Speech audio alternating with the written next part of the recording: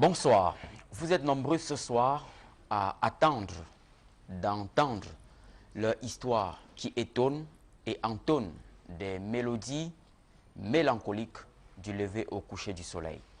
Ce sont des mères d'enfants qui peinent véritablement à comprendre comment et pourquoi leur enfant a pu être pris au piège de l'inceste. Leur époux n'était finalement pas que le père de leur enfant. Il avait dévié sa fonction paternelle au point de violer régulièrement leur fillette. La découverte macabre a été faite alors que la fillette n'était âgée que de 14 ans et elle porte une grossesse, bien que le test médical reste à confirmer. Voilà résumé une histoire bouleversante. Une histoire bouleversante qui sévit dans plusieurs familles au Cameroun, mais qui malheureusement n'est pas mise au goût du jour du fait de la volonté pour ces familles de garder le silence pour parfois préserver l'image de la famille. Beaucoup n'en parlent pas, par crainte justement de sacrifier l'image et la notoriété familiale. Mais ce soir, nous brisons le silence. Nous brisons le silence en donnant la parole à ces mères, à ces filles, à ces fillettes enceintes de leur propre père. Et si Dieu nous accorde sa bénédiction ce soir, nous écouterons un récit assez bouleversant d'un papa qui a eu à entretenir des rapports avec sa propre fille et qui voudrait ce soir demander pardon. Il voudrait se repentir. Nous espérons bien l'avoir avant la fin de cette émission. Donc, mesdames, messieurs, restez avec nous tout au long de ce rendez-vous. Un rendez-vous qui verra un reportage tout à fait exclusif réalisé à une vingtaine de kilomètres de Yaoundé par nos équipes de la capitale et l'éclairage de nos experts en deuxième partie pour décrypter une pratique qui gagne du terrain au Cameroun et qui prospère malheureusement dans l'ombre. Restez avec nous, retrouvons-nous dans une poignée de secondes, retrouvons une mère qui a perdu le sommeil. A tout de suite.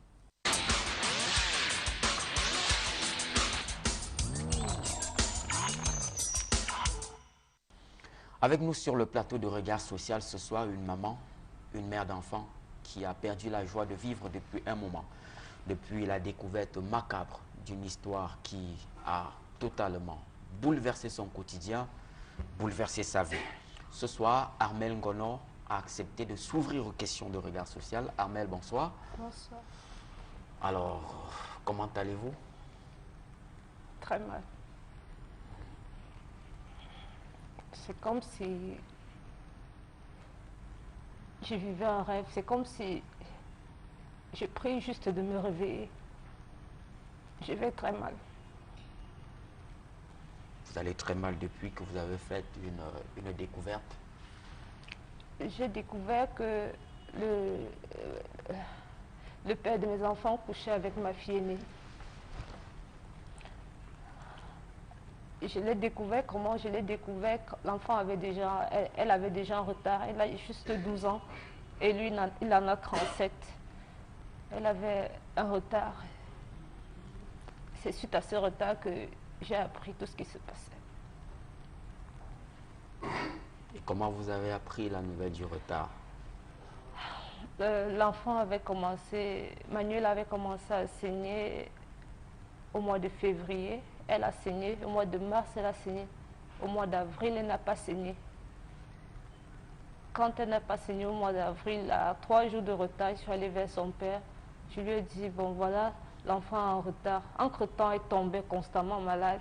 Je ne comprenais pas pourquoi. Je lui ai dit, l'enfant est malade. Elle-même, elle était en train de faire le sport. Elle s'entraînait pour le sport du CEP.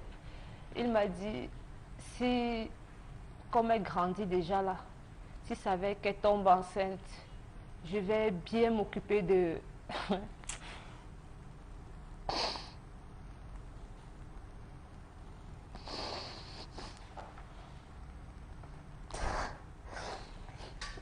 je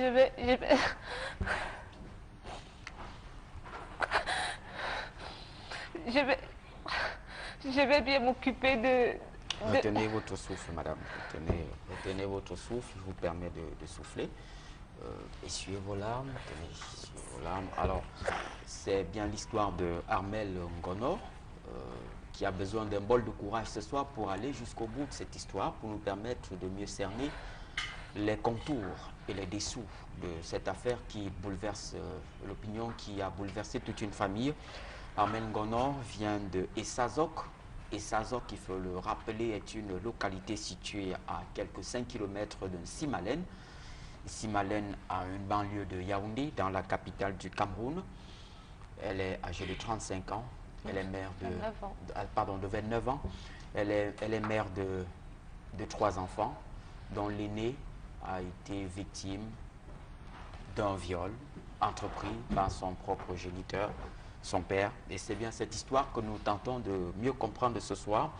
Alors, Armel, vous nous disiez que vous avez appris la nouvelle du retard enregistré par votre fille.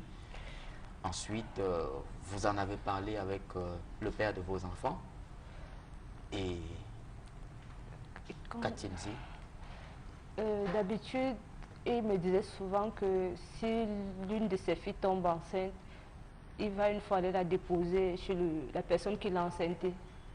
Mais ce jour-là, il m'a dit que si Manuela tombe enceinte, comme elle grandit déjà là, il va s'occuper de son petit-fils et il ne permettra pas que quelqu'un fasse du mal à son petit-fils.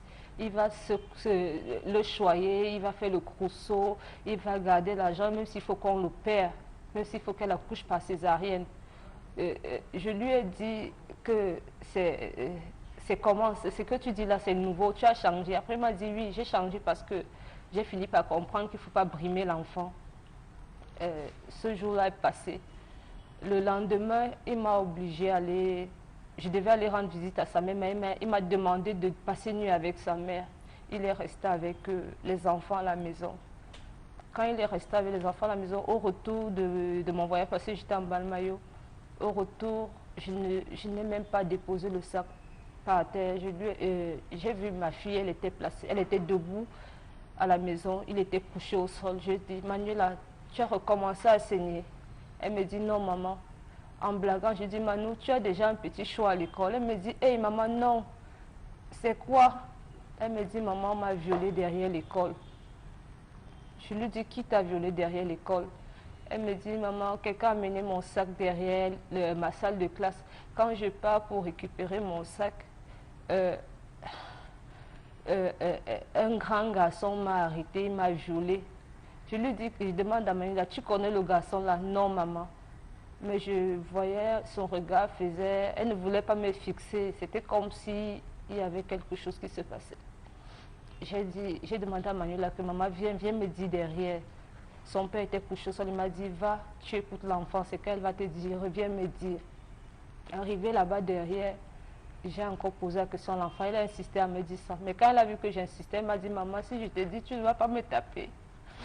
J'ai dit non, pourquoi je vais te taper, pourquoi? Elle me dit, maman, c'est papa. Je dis que papa, comment? Elle me dit que papa a dit que si j'étais de te dire, on va venir couvrir mon cadavre ici dedans, il va fuir, on ne va plus jamais le revoir. Ça s'est passé quand?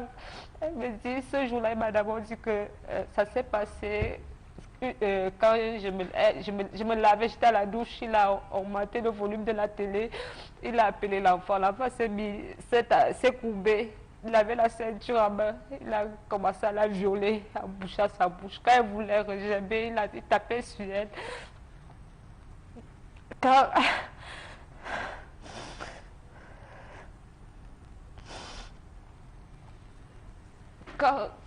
Quand l'enfant m'a dit cela, je l'ai appelé, il a commencé à me supplier, disant que non, il ne sait pas ce qu'il arrive, ceci, cela, supplier à genoux. Au début, c'était difficile pour moi, vu qu'on a les enfants. Comment pourrais-je le mettre en prison? Qu'est-ce que je vais raconter à mes enfants demain? C'est comme ça que je le laisse partir. Je lui demande de prendre tous ses effets, de partir. Quand il part, nous sommes restés à la maison. Je faisais l'effort d'oublier. Pas d'oublier, de m'excuser, de demander pardon à l'enfant et tout. Et j'avais comme l'impression que elle m'en voulait parce que je l'avais laissé partir. C'est vrai qu'elle ne pouvait pas sortir ces mots de sa bouche, mais si elle avait eu peut-être 20 ans, elle pouvait me cracher ça au visage. Euh, Quand sa maman est venue nous rendre visite, croyant que son fils était encore avec nous. J'ai expliqué la situation à sa maman. Quand j'explique la situation à sa maman, elle s'est mise à pleurer. Elle m'a dit que je ne devais pas raconter cette histoire aux frères de Joël, disant que si je raconte, ses enfants seront divisés. Je me suis posé la question dans mon cœur que mes enfants qui seront divisés demain, là, c'est comment? Pourquoi elle peut penser un truc? Pourquoi elle peut me dire ça? Est-ce qu'elle mesure même l'ampleur de la situation? Quand elle est partie, j'ai appelé sa petite sœur. J'ai expliqué la situation à sa petite sœur. Elle m'a dit que non, il ne fallait pas que je le laisse partir. Parce qu'elle, elle a été radicale. Elle était tellement en colère. Elle me dit, non, ce n'est pas la première fois qu'il fait ça. Il a enceinté une fille de 13 ans. Et à cette époque-là, j'étais enceinte de mon dernier garçon. Il m'avait abandonnée. Il allait rester chez sa mère. Quand j'ai accouché, il est revenu me demander pardon. Je pensais qu'il est venu me demander pardon comme ça, là, il y a les problèmes dans les couples. Alors que c'est parce que il paraît que le père de cette fille-là disait qu'on on va l'enfermer. Il a fui. C'est comme ça que je me mets à le rechercher. Un jour, il m'appelle au téléphone me disant qu'il veut causer avec ses enfants. Je lui ai dit au téléphone que sache que le jour où je vais te voir, je vais t'arrêter parce que aujourd'hui, il a cité Lumière et Espérance, il n'a plus cité Manuela. Je lui ai posé la question que Manuela n'est plus ta fille à l'heure, si tu as fait ce que tu avais à faire. Maintenant, tu ne demandes plus après elle, tu demandes seulement après les autres. Sache que où je vais te voir, je vais t'arrêter. La semaine qui suivait, il a fait en tout cas, à partir du moment où j'ai appris le viol, jusqu'au jour où je l'ai croisé en plein marché des sauces. Il s'est passé 2 semaines, s'est écoulé 2 semaines. En plein marché des sauces, je l'ai arrêté. Il a commencé à me traiter de folle d'abord et tout ça. Il a fallu que je crie pour que les gens viennent à mon secours et qu'on nous amène au poste de police. Et c'est du poste de police qu'on nous envoie au commissariat des Kounou. Du commissariat des Kounou, l'enquêteur, puisqu'il fallait faire le certificat médical, il l'a avoué. L'enquêteur m'a amené au dispensaire de Nkomo, voir un gynécologue. Et c'est de là...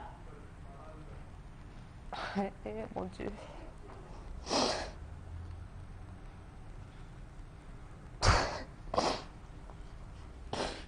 Et c'est là que le gynécologue, quand il ouvre les pieds de l'enfant, il dit que tout son vagin est déjà comme le vagin d'une femme qui a accouché.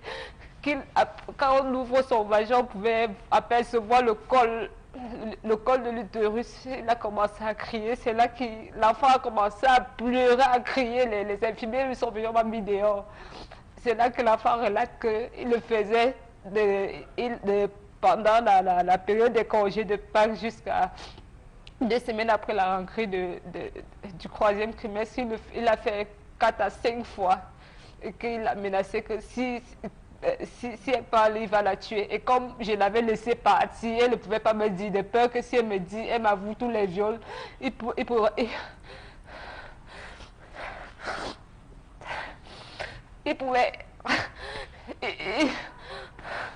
Retenez votre souffle, madame. Il pouvait revenir la tuer. Soufflez. Essuyez vos larmes, soufflez avant de poursuivre cette histoire assez pathétique, une histoire assez dramatique que vit cette famille. Armelle Ngono, il faut le rappeler, est mère de 3 enfants, sa fillette âgée de 12 ans, qui vient d'ailleurs de passer l'examen de CEP, de certificat d'études primaires, se trouve aujourd'hui enceinte de son propre père. Et c'est bien les dessous de cette histoire que nous essayons de comprendre ce soir avec Armelle, qui a pu mobiliser un bol impressionnant de courage pour partager son quotidien avec nous, pour nous en dire un peu plus. Et finalement, lorsque vous rencontrez le gynécologue, les examens sont faits. Quel est le diagnostic? Le premier gynécologue a dit que l'enfant était déjà sexuellement actif. Ça veut dire qu'il n'avait pas violé une fois. Il le faisait dans son vagin était déjà comme celui d'une femme qui a une vie sexuelle active. L'enquêteur était là, parce que je n'étais pas seule. Il fallait qu'on fasse d'autres examens plus poussés. C'est là que j'ai commencé à pleurer. Déjà, depuis qu'il était parti, je n'arrivais même pas d'abord à nourrir les enfants. Comment est-ce que j'allais faire pour faire des examens? Comment j'allais faire pour supporter les charges financières par rapport aux problèmes et tout ça. C'est là que l'enquêteur me parle du Renata. Il m'a demandé de chercher. J'ai cherché le Renata sur Google. Je suis tombée sur un numéro, j'ai appelé. Ils m'ont aidé psychologiquement. Ils continuent à aider ma fille. Ok. Alors, quel est le diagnostic à l'heure actuelle? Votre fille est-elle véritablement enceinte? Je ne sais pas. Je ne sais pas si elle est véritablement enceinte ou pas parce que je n'ai pas fait ces examens. J'ai juste pu faire le certificat médical légal qui permettait qu'il parte en prison. Le reste, je n'ai pas pu faire. Et là, maintenant, c'est comme si elle a une infection parce qu'elle sécrète des choses noires qui sortent de son vagin. Comme si on a tué les moustiques, on a aplati un moustique, ça sort, je ne sais pas. Et elle est toujours malade, même quand elle composait, là, c'est... Avant d'aller composer, elle était à l'hôpital. Donc, je ne sais pas. Je ne sais pas. Je ne sais pas. Mais elle accuse un retard. Elle accuse un retard. Et ça a été confirmé par 3 gynécologues. Un au dispensaire de Nkomo, 2 gynécologues à l'hôpital gynéco-obstétrique de Yaoundé. D'où le certificat médical a été délivré. Pourquoi n'avez-vous pas réalisé toute la batterie d'examens médicaux qui ont été recommandés par le médecin? Si je ne parviens même pas d'abord à me nourrir ou à nourrir les enfants, je vais trouver l'argent pour le faire. Je n'avais pas d'argent, je n'ai pas d'issue, je suis comme ça là. Je vis par la grâce de Dieu depuis. Alors, mesdames, messieurs, il s'agit donc d'un cas assez préoccupant. Nous sommes convaincus qu'ensemble, nous pouvons lui permettre, tout au moins, de supporter les charges financières liées à la réalisation de cette batterie d'examens recommandée par des spécialistes. Il est question aujourd'hui d'être édifié, d'en savoir avec précision sur l'état de santé de cette fillette de 12 ans qui n'a malheureusement pas fait le choix de vivre ce drame dans sa vie. Alors, vous êtes mère de 3 enfants. Oui. Le père de vos enfants est en prison. Il a été interpellé. Il a été interpellé, il est en prison depuis, ça fait 3 semaines. Et le procès? Je ne sais pas. On m'a appelé en instruction jeudi. Je suis allée, le juge m'a écouté. Je ne sais pas.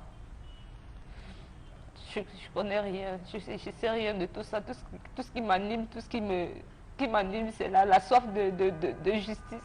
Sinon, je ne connais rien. Je ne sais même pas comment m'y prendre. Je suis toute seule. Je la crème mal partout comme ça. Il faut monter, il faut descendre. Vous n'avez personne d'autre à vos côtés? Je n'ai personne. Alors, il est passible aujourd'hui d'une peine d'emprisonnement d'au moins 5 ans. Est-ce que cela vous apaisera? Non. Ça ne peut pas m'apaiser parce que ce n'est pas seulement Manuela qui a été affectée. Je suis affectée. Les deux autres enfants sont affectés.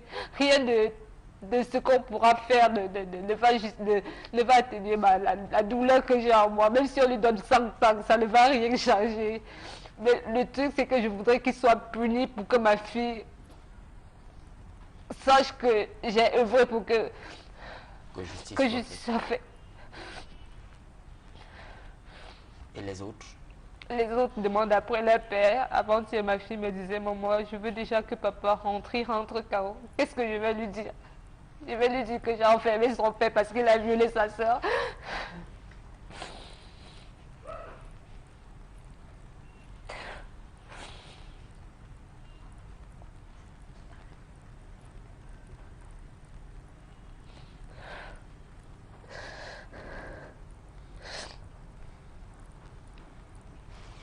Douloureuse histoire, finalement. Alors, avant de vous présenter le reportage qui va suivre et qui a été réalisé à Yaoundé par Élisée Bobga et Ike Cyril, nous allons donner la parole à Armel. Armel, juste une question. Ça vous gêne aujourd'hui lorsqu'on vous appelle madame?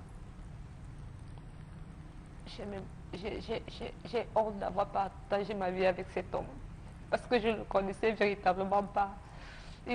Pendant toutes ces années, il a joué au père parfait, il a joué au mari parfait sans savoir qui il était. Il pouvait même me tuer à la maison comme ça. Parce que dire à l'enfant que je vais te tuer, on va recouvrir ton cadavre, il va fuir, ça veut dire qu'il pouvait aussi me tuer à la maison. Je ne veux même pas, je regrette. Tout ce que je ne peux pas regretter, ce sont les enfants, mais je regrette d'avoir connu un jour. Que faut-il aujourd'hui pour apaiser votre cœur? Qu'il obtienne la peine maximum. Si possible, qu'il meure là-bas en prison.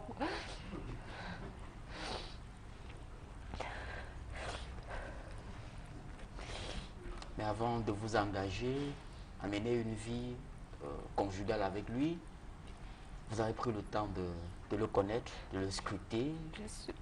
Au bout de combien d'années de relation?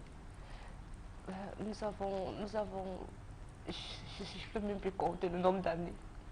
C'était quelqu'un qui jouait parfaitement la comédie, il savait. S'il vient là maintenant, là, il va jouer à la comédie, il va jouer au malheureux et tout ça, vous allez même avoir pitié de lui. Mais c'est quelqu'un, il est rusé comme un serpent. C'est tout ce que je peux dire. Donc, je ne sais même pas. C'est quelqu'un de très rusé. Il a joué à la comédie du début jusqu'à la fin. C'est maintenant que je commence à voir, c'est maintenant qu'il me montre son véritable visage.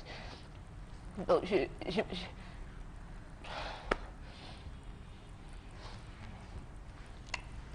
Ok, beaucoup de courage. Armel, de quoi avez-vous besoin aujourd'hui? Déjà, j'ai besoin d'un avocat pour pouvoir m'aider à suivre cette procédure déjà. J'ai besoin d'argent d'argent pour pouvoir faire des examens à l'enfant et suivre, puisqu'elle a déjà une infection, la suivre. J'ai besoin d'argent pour pouvoir nourrir mes enfants. Je ne sais pas quoi faire. J'ai besoin d'une activité. Je suis abandonnée à moi-même avec 3 enfants à la clé qui doivent aller à l'école en septembre. Je ne sais pas quoi faire. Je suis...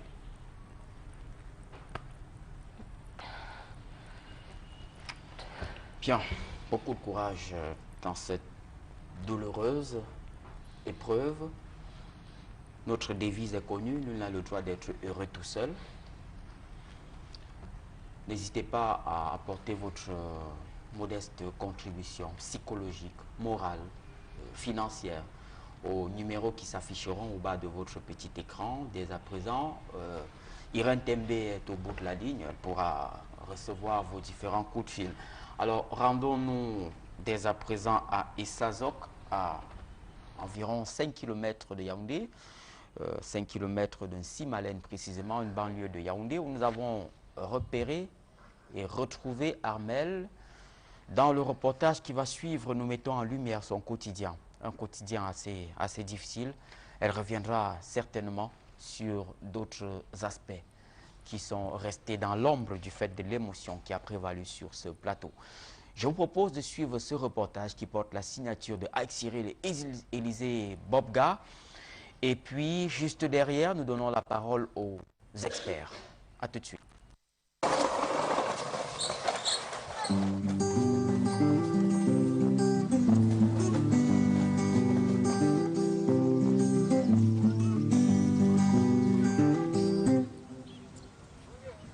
Essazok, 25 à 30 km environ de Yaoundé, à Prince-Simalène, sur la route de Mbalmayo.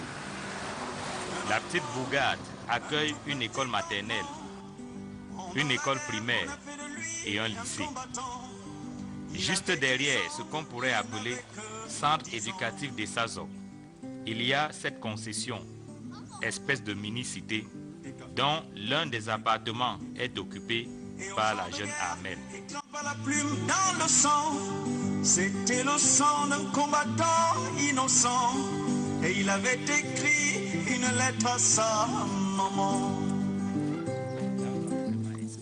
En compagnie de Joël, son mari, Amel menait une vie calme et paisible à Essazok jusqu'au jour où elle a découvert que le mari en question, le papa de ses enfants, Manuela Espérance et Lumière, n'était pas le père gentil et attentionné qu'elle croyait, mais plutôt un bourreau pour sa fille Manuela, un présumé violeur. C'était vraiment l'homme idéal, un homme parfait, un homme qui aimait ma fille, un homme en qui j'avais pleinement confiance. Il ne m'a jamais montré sa véritable nature pendant 7 ans de vie commune. Jusqu'à ce que tout ceci se dévoile, chaque jour, je te dis à Dieu merci parce que Dieu m'a donné un homme comme ça. Jusqu'au jour où ma fille a eu un retard. Elle avait déjà commencé à signer, ça faisait 2 mois. Elle a eu un retard. Quand elle a eu ce retard, j'ai parlé de ça au père de mes enfants. Lui qui avait l'habitude de dire que si une de ses filles tombe enceinte, il ira la déposer où on l'a enceintée. Il m'a plutôt dit ce jour que c'était une maman, une pauvre maman. Pendant la guerre, on avait... Il m'a plutôt dit ce jour-là que si Manuela tombait enceinte, il allait prendre soin de son petit-fils. Il n'allait pas admettre que quelqu'un lui fasse du mal. Et que... Et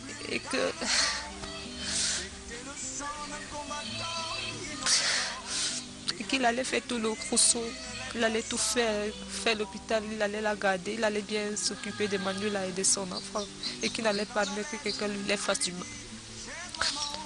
Puisque quand l'enfant a eu ce retard, je suis allée vers lui parler de ça, il m'a répondu comme ça. L'enfant était en train de faire les entraînements pour le sport du CEP.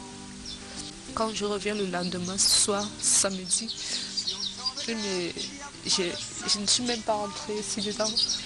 J'avais le sac des provisions. Manuela était placée là. J'ai dit, Manuela, tes règles sont revenues. Elle me dit, non, maman. Je lui dis en blaguant, Manu, tu as dit un petit choix à l'école. Elle me dit, hey, maman, non. C'est quoi alors? Maman m'a violée derrière l'école. Je lui pose la question, qui t'a violée derrière l'école? Elle me dit, maman, je ne sais pas. On a laissé mon sac derrière l'école et quand je suis partie là-bas, il y a un grand qui m'a arrêté, il m'a violée. Tu le connais? Non. Mais je voyais ses yeux faire un genre. Connaissant ma fille, j'ai insisté. Puisque son père était à côté, il m'a donné toujours la même version. Joël, le papa, est âgé de 35 ans. Il est pourtant tombé amoureux de sa fille, Manuela, âgée de 13 ans, et élève au CM2 de l'école publique d'Essazok. Quand j'ai insisté, elle me dit, maman, si je te dis la vérité, tu vas me taper. Je dis non, c'est papa.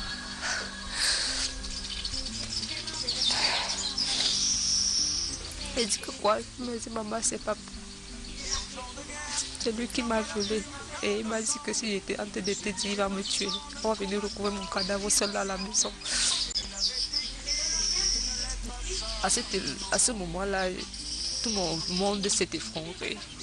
J'ai pensé à mes 2 enfants que j'ai avec lui. J'ai pensé à ma vie, mes années perdues. J'ai pensé à tout ce que j'avais fait, tout mon temps investi. J'ai pensé à Manuela. Quand elle a fini de me dire ça, je l'ai appelé. Je lui ai dit, bon, l'enfant dit que c'est toi. Il voulait d'abord nier. Finalement, il a admis que c'était lui, mais qu'il ne savait pas ce qu'il avait pris. Il m'a dit qu'il avait seulement fait ça une fois. L'enfant était toujours... Elle avait toujours peur, elle paniquait toujours. Il a commencé à me supplier pour que je ne l'envoie pas en prison pour l'amour des enfants qu'on a eus. Les résultats des examens médicaux attestent que la fille a bel et bien été violée. Suspicion de viol, examen gynécologique. Aspect d'un vagin sexuellement actif. Non, non, non, non, ça me fera souffrir toute ma vie durant. Non, non, non, non, non, ça me fera souffrir toute ma vie durant. Non, non, non, non, non, ça me fera souffrir toute ma vie durant. Non, non, non, non, non, ça me fera souffrir toute ma vie durant. Depuis l'agression sexuelle dont a été victime sa fille, rien n'est plus comme avant dans la vie de Amel.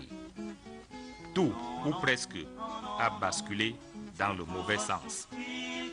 Aujourd'hui particulièrement, est jour d'examen. Manuela, qui fait habituellement le ménage, est allée composer le sel. Sa maman s'occupe donc de la vaisselle, non sans avoir un pincement au cœur. Habituellement, c'est Manuela qui fait la vaisselle. Elle fait tout le ménage. Mais parce qu'elle allait composer aujourd'hui, je suis en train de l'aider. Et je suis aussi en train de l'aider parce que je cherche maintenant l'occasion, quand l'occasion se présente, pour me racheter devant elle. Parce que je culpabilise par rapport à ce qu'elle a vécu à cause de moi.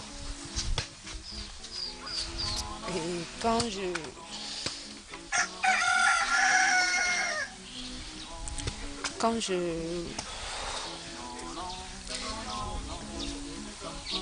je pense à tout ce qu'elle a vécu, je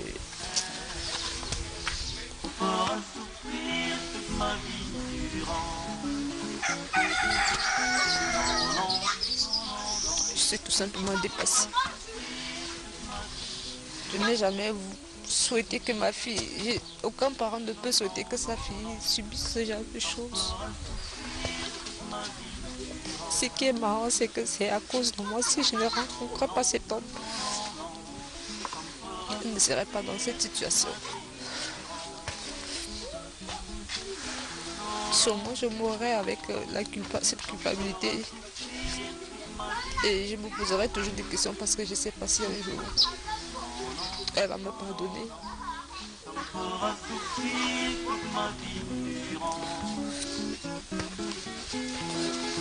Amel veut cacher la douleur qui la ronge.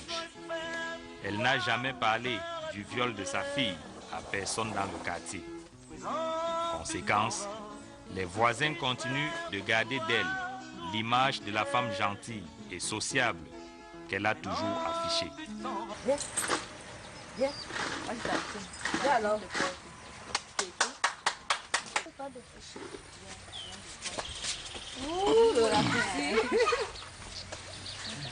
Depuis qu'elle soit arrivée ici, ma voisine est gentille avec moi.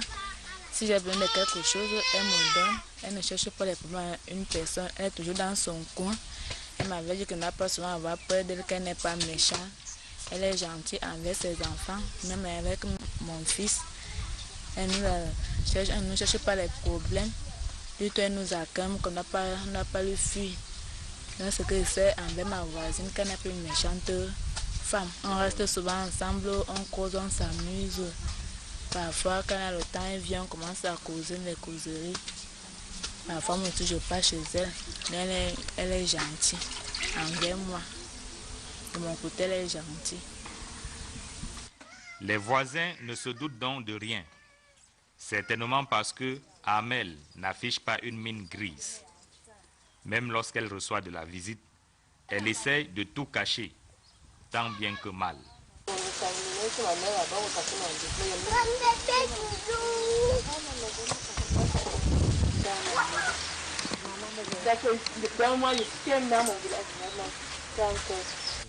Je suis obligée de garder le sourire parce que j'ai honte moi-même. Cette voisine qui vient d'être là pour me parler me connaissait et connaissait également le père de mes enfants. Si un jour elle apprend un truc comme ça, elle sera scandalisée. Je suis obligée de jouer à la comédie, montrant que tout va bien, gardant le sourire. Et pourtant, c'est pas ça. Une fois, je suis seule. Une fois, tous ces gens-là partis. Le cauchemar recommence et je revis ce jour-là. J'essaie d'imaginer ce qu'elle a ressenti pendant ces multiples viols. Dans la concession, l'herbe a commencé à envahir la cour. Elle est habituellement défrichée par Joël, le papa présumé violeur. Mais depuis qu'il a commis son forfait, il médite son sort en tôle. Son épouse, Amel, aurait souhaité qu'il soit là pour continuer à faire la propreté.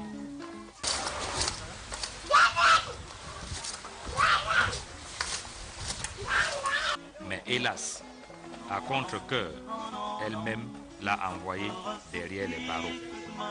Habituellement, c'est le père de mes enfants qui travaillait.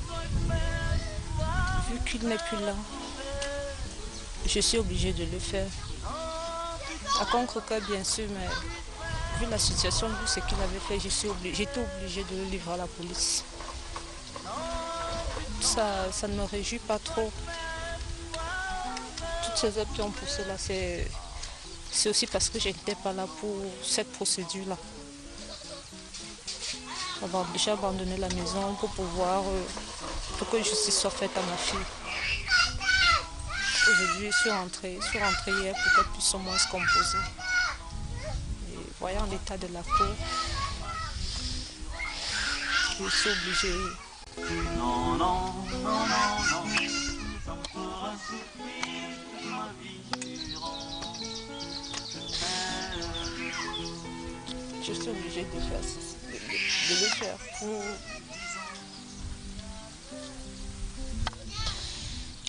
pour ne pas montrer aux gens que j'ai une situation, que j'ai un problème, qu'une telle chose s'est produite. Tu dois aussi masquer, tu dois protéger ma fille, me protéger moi-même de la honte et de l'humiliation.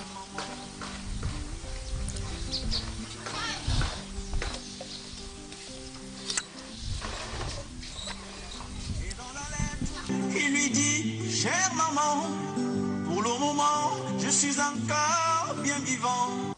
Après quelques jours de garde à vue, Joël, le père présumé coupable de viol sur sa fille et qui ne serait pas à son premier coup, a été déféré. Encore sous le choc, encore rongé par la douleur, Amel, la maman, cache mal sa rancœur.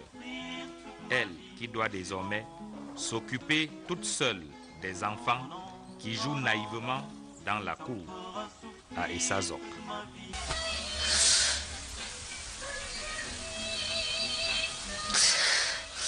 Non, non, non, non, non, ça me fera souffrir toute ma vie durant. Non, non, non, non, non, ça me fera souffrir toute ma vie durant.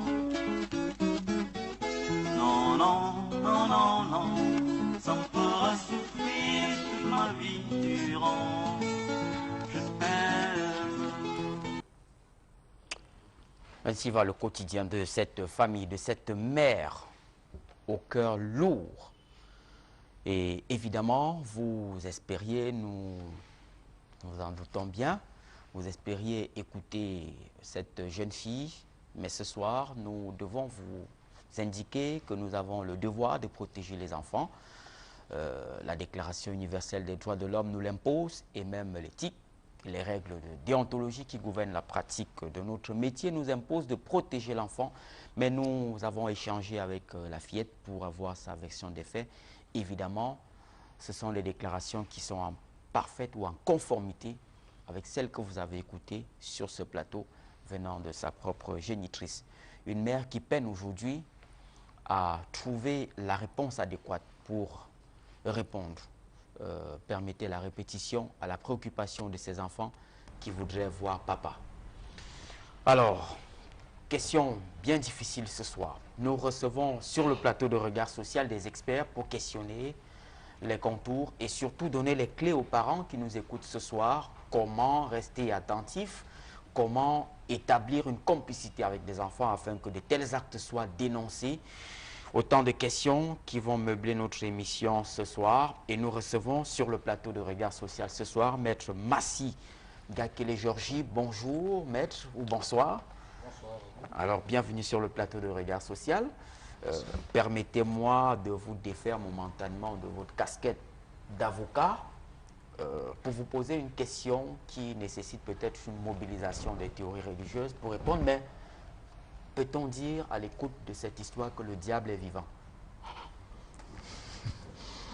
Vous savez, je n'ai pas une casquette, comme vous l'avez si bien dit, de religieux, mais force est de penser qu'il y a comme une espèce d'énergie maléfique qui nous entoure, une espèce d'énergie plus que maléfique, d'ailleurs je dirais, qui pousse des gens à poser des actes contre nature, des actes qui sortent de l'entendement humain. Bref, je préfère cette question aux métaphysiciens, aux religieux et autres. Très bien. Alors c'était juste une question pour décrisper un peu l'atmosphère sur ce plateau, car l'émotion est assez vive. Merci de nous faire l'honneur d'être là ce soir. Maître Massi, avocat au barreau du Cameroun, il faut le rappeler. Docteur Léon Fodzo, bonsoir. Bonsoir. Et bienvenue une fois encore. Vous êtes pédopsychiatre, vous êtes auteur de plusieurs ouvrages qui ont abordé l'état psychologique de l'enfant. Alors, comment vous réagissez à ce récit assez bouleversant? C'est un récit bouleversant, effectivement, mais ce sont des choses auxquelles nous sommes parfois confrontés en tant que médecin, en tant que psychiatre. Et je pourrais même vous citer d'autres exemples. Mais ce sont des situations difficiles qu'il faut regarder avec sur tous les angles. Mais il faudra déjà ici féliciter cette maman d'avoir trouvé le courage de venir témoigner. Parce que là, elle fait œuvre utile, car son témoignage permettra à d'autres familles de pouvoir témoigner et de sortir leurs enfants des silences pesants. Parce qu'il y a de nombreux cas qui existent et qui ne sont pas connus parce que les familles ne s'intéressent pas suffisamment à cela, parce que les familles, pour protéger d'autres choses moins utiles, cachent les situations. Les situations, à cause des situations de pauvreté, à cause de l'honneur de la famille, à cause de bien d'autres choses, il y a des familles qui n'osent pas présenter ce genre de situation alors que c'est utile. Mais que signifie ou que symbolise la rupture de ce silence, docteur? Le fait d'en parler est un début de thérapie? Tout à fait. Parce que pour sortir les gens qui sont victimes de ces situations-là, il faut passer par plusieurs stades. Et ça veut dire qu'il faut s'exprimer. Il faut donner la possibilité aux victimes de pouvoir s'exprimer. Et c'est à partir de ces expressions-là qu'on va pouvoir les prendre en charge. Et il faut aussi que l'entourage puisse s'exprimer. Tant qu'il n'y a pas prise de parole, les situations ne peuvent pas évoluer. Donc, ce début, c'est la sortie de la maman et à féliciter et à encourager. Il faut que d'autres familles en fassent autant pour que ce genre de situation soit de moins en moins nombreuses. Très bien. Alors, Catherine Abba-Fouda, bonsoir. Bonsoir. Et bienvenue sur le plateau de Regard Social. Merci. Vous êtes une actrice de la société civile, vous travaillez pour le RENATA, c'est le réseau national des tantines, Oui. voilà, qui encadre justement des cas similaires. Quel est l'état des lieux de cette pratique au Cameroun? Vous qui suivez, qui écoutez, qui recevez ces cas régulièrement, quel est le tableau? On peut dire que l'évolution du viol a pris une tendance inquiétante et préoccupante au Cameroun. C'est un phénomène qui croît de façon exponentielle.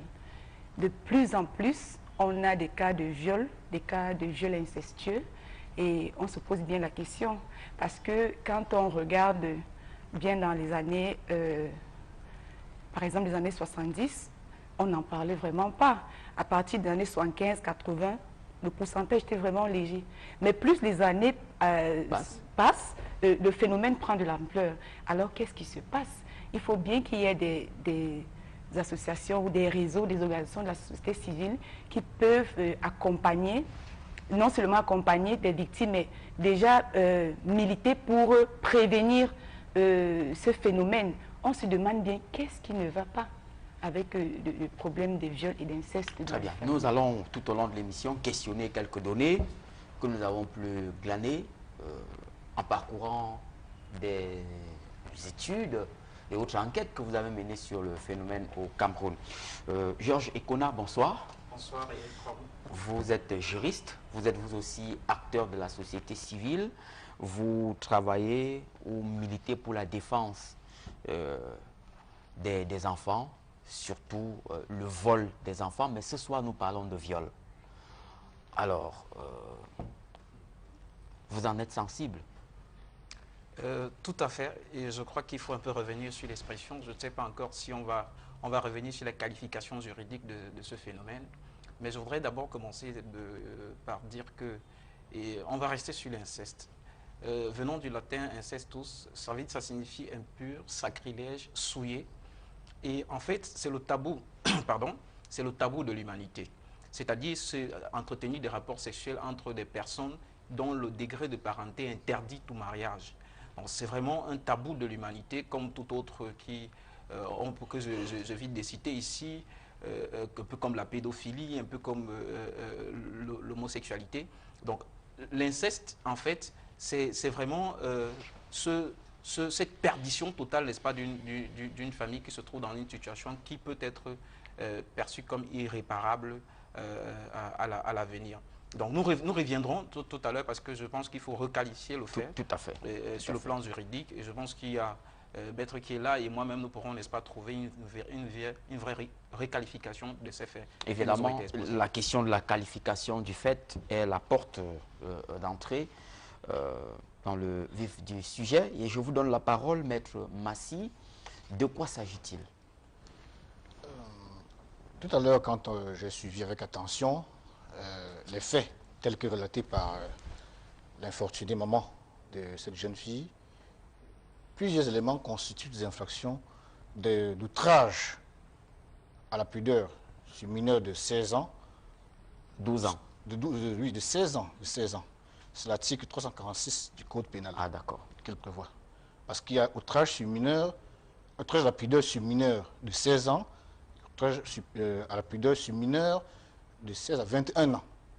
Ce sont deux qualifications bien précises. Et c'est en fonction des éléments matériels, c'est-à-dire les faits, les actes qu'on trouve dans le dossier. Ensuite, mais pour le cas précis, le sujet est âgé de 12 ans. Oui, donc nous sommes dans les éléments constitutifs de l'infraction de l'outrage à pudeur sur mineur de 16 ans. Premier volet. Ensuite, il y a le cas de viol, qui est prévu à l'article 296 du Code pénal en vigueur. Et il faut préciser qu'il y a des particularités relativement aux agissements qui ont été commis par le présumé auteur de ces actes. Parce que je dis présumé parce qu'il n'y a pas encore une décision de justice qui l'a condamné définitivement. Donc jusqu'à présent, sur le plan du droit, il bénéficie de la présomption d'innocence. Même s'il a reconnu les faits. Même s'il a reconnu les faits. Nous sommes dans un état de droit. Je m'en tiens à la loi. Maintenant, il se trouve que il faut préciser qu'il y a ici un critère qui est celui de l'ascendance. C'est-à-dire, c'est le parent de cette petite fille. C'est lui qui l'a élevée, il l'a vécu, donc il y a une autorité qui l'a su l'enfant. Et il y a eu des actes de violence, comme il a dit tout à l'heure, monsieur usait d'une chicotte, d'un bâton, pour la violenter lors de ces rapports qui étaient non consentis, il faut le préciser. C'est là on parle de viol. Alors, maintenant, dans un cas de figure comme celui-là, qu'est-ce que le législateur prévoit en la matière? Au niveau de la répression, si vous voulez que j'embraye le pas là-dessus. Mais déjà, il faut qu'on s'entende sur la qualification. Il s'agit bien de l'inceste. Je vais vous dire quelque chose. Au niveau des éléments matériels, on a la violence, on a des rapports sexuels, on a le côté de l'ascendance, c'est-à-dire il a l'autorité coutumière ou légale sur cet enfant. Il y a des rapports non consentis. Bon, maintenant, c'est au cours de la procédure que les faits retenus par le juge seront appliqués à ce monsieur. Très bien. Georges, sur la question. Oui, je pense que le nouveau code pénal fait une sorte de restriction qualificative concernant par exemple l'inceste et qui la superpose tout en dissociant celui-ci des infractions telles que le viol, la pudeur en présence d'un mineur de 16 ans et la pudeur sur le mineur de 16 ans à 21 ans. Il faut bien faire la différence. Il y a une pudeur, il y a un outrage à la pudeur en présence du mineur de 16 ans, c'est-à-dire ce n'est pas à lui, avec lui qu'on a des rapports sexuels, etc. Peut-être avec quelqu'un d'autre, mais à sa présence. Mais maintenant, il y a l'outrage à la pudeur sur le mineur de 16 ans à 21 ans. Donc, la loi restreint un peu la qualification de l'inceste. Le nouveau code pénal. Si on regarde l'article 360, il est clair que l'inceste, c'est le fait d'avoir des rapports sexuels avec des personnes dont on a un lien de parenté, c'est-à-dire avec un ascendant ou un descendant, sans limitation de degré. C'est-à-dire le grand-père, arrière-grand-père, etc. Ou encore entre le frère et la sœur, etc. etc. Donc ça, c'est l'inceste. Et la peine ici est prévue entre 1 et 3 ans. Ça, c'est l'inceste. Le fait d'avoir le rapport sexuel avec quelqu'un dont on a une parenté. Et ça, c'est déjà établi dans les faits qui nous ont été présentés. Maintenant, il y a une superposition. C'est-à-dire que, peut-être c'est ce que Maître voulait relever tout à l'heure, on constate qu'au niveau de la pudeur, c'est-à-dire si on revient sur les articles 346 et 347, on constate qu'il y a de la pudeur. C'est-à-dire que sur le mineur de 16 ans, et lorsque on revient sur le cas de viol, de l'article peut-être, je crois, 290, je n'ai pas très bien souvenance, du code pénal, on se rend compte qu'il y a une violence, c'est-à-dire le viol, lui, il est différent de l'inceste parce que vous avez des rapports sexuels, vous contraignez quelqu'un à avoir des rapports sexuels avec vous. Maintenant, si on associe ça au fait que vous êtes parenté, il y a donc, n'est-ce pas, une superposition d'infractions. Maintenant, parce qu'il y a plusieurs éléments constitutifs dans cette affaire. Plusieurs éléments constituent des infractions différentes. Donc, il s'agit donc aux juges ici, moi je pense, n'est-ce pas, qu'il y a plusieurs infractions qui sont commises au même moment. Donc, on peut parler, n'est-ce pas, la dame l'a dit tout à l'heure, on peut faire un joint, mais ce n'est pas une qualification juridique parce que notre code pénal ne reconnaît pas l'inceste, le viol incestueux, ça n'existe pas. Mais on peut faire une reconstitution, n'est-ce pas, d'infraction et on les joint, on peut parler de viol parce qu'il y a ici force, il a utilisé la force, la contrainte, n'est-ce pas, physique ou morale pour avoir les rapports sexuels avec son enfant. Il y a inceste parce qu'ils ont le lien de parenté. Il y a outrage à la pudeur parce qu'il a eu, n'est-ce pas, il a eu à tripoter l'enfant à sa présence, etc. Donc maintenant, si on prend toutes ces infractions, la peine peut aller de 5 à 15 ans, même, n'est-ce pas, la peine à vie, selon ce qui est prévu par le code pénal. Donc, sur la qualification, Maître Massy, on est donc à cheval entre l'outrage à pudeur, l'inceste, le viol et même la violence. Bien. Justement, c'est ce que l'article 346 prévoit. Tout à fait. À partir du moment où il y a la violence, c'est une violence morale, une violence physique, et qu'il y a un côté, l'aspect ascendance, en ce moment-là, la peine d'emprisonnement va jusqu'à peine d'emprisonnement à vie. À vie, oui. C'est-à-dire, l'auteur de ces actes peut être condamné à la peine d'emprisonnement à vie. Autrement, Ça veut donc dire que si le monsieur, au terme de la procédure, est reconnu coupable des infractions d'outrage à la pudeur sur mineur de 16 ans, avec violence, effectivement, il est condamné à la peine d'emprisonnement à vie. C'est un peu ça qui se passe dans ce dossier. Et mieux encore, si on se retourne sur le viol, parce que là, il faut rappeler que c'est l'acte sexuel posé sans le consentement de la partie. Et puis encore, on a fait un enfant, un mineur, qui pire encore est en réalité l'enfant de ce monsieur. Donc c'est une circonstance aggravante dans le cas d'espèce. Et cette circonstance ne permet même pas une excuse à l'auteur de ces actes. voilà. Donc c'est important de le relever parce qu'évidemment, on verra l'implication que la qualification peut avoir dans cette procédure. Et évidemment, ça pourrait permettre au juge de mieux trancher et d'apaiser le cœur de cette maman. Mais avant d'y arriver sur ce deuxième aspect purement... Je vais ajouter qu'il y a dans le cas d'espèce ce qu'on appelle les déchéances de l'article 30 et 31 du Code pénal. Ça veut dire qu'une fois que le monsieur est reconnu comme l'auteur de ces actes, il perd toute garde légale, toute autorité sur cet enfant. Très bien. Alors, nous aborderons évidemment cet aspect technique relatif à la dimension juridique qui s'impose dans le décryptage de ce sujet. Mais avant d'y arriver, je vous donne la parole, docteur Léon Fodzo, sur l'aspect psychologique. Et avec bien sûr le même dénominateur commun, celui de la qualification. Comment qualifiez-vous ce présumé violeur incestueux? Il est qualifié déjà par les juristes sur le plan juridique. Mais sur le plan psychologique? Sur le plan psychologique... c'est un malade, un sorcier, c'est quoi? C'est à voir. Parce que les viols, comme les incestes, se passent dans des circonstances tout à fait variées. Il peut y avoir des problèmes de maladie. Ça, c'est à déterminer. Il peut y avoir des problèmes de baisse de niveau moral de l'individu. Il peut y avoir aussi simplement des situations de paresse. Des gens qui veulent s'épargner, disons, les risques d'un échec de conquête, ainsi de suite. Les gens qui veulent des facilités pour avoir des rapports sexuels, ils ont à leur disposition des membres de leur famille.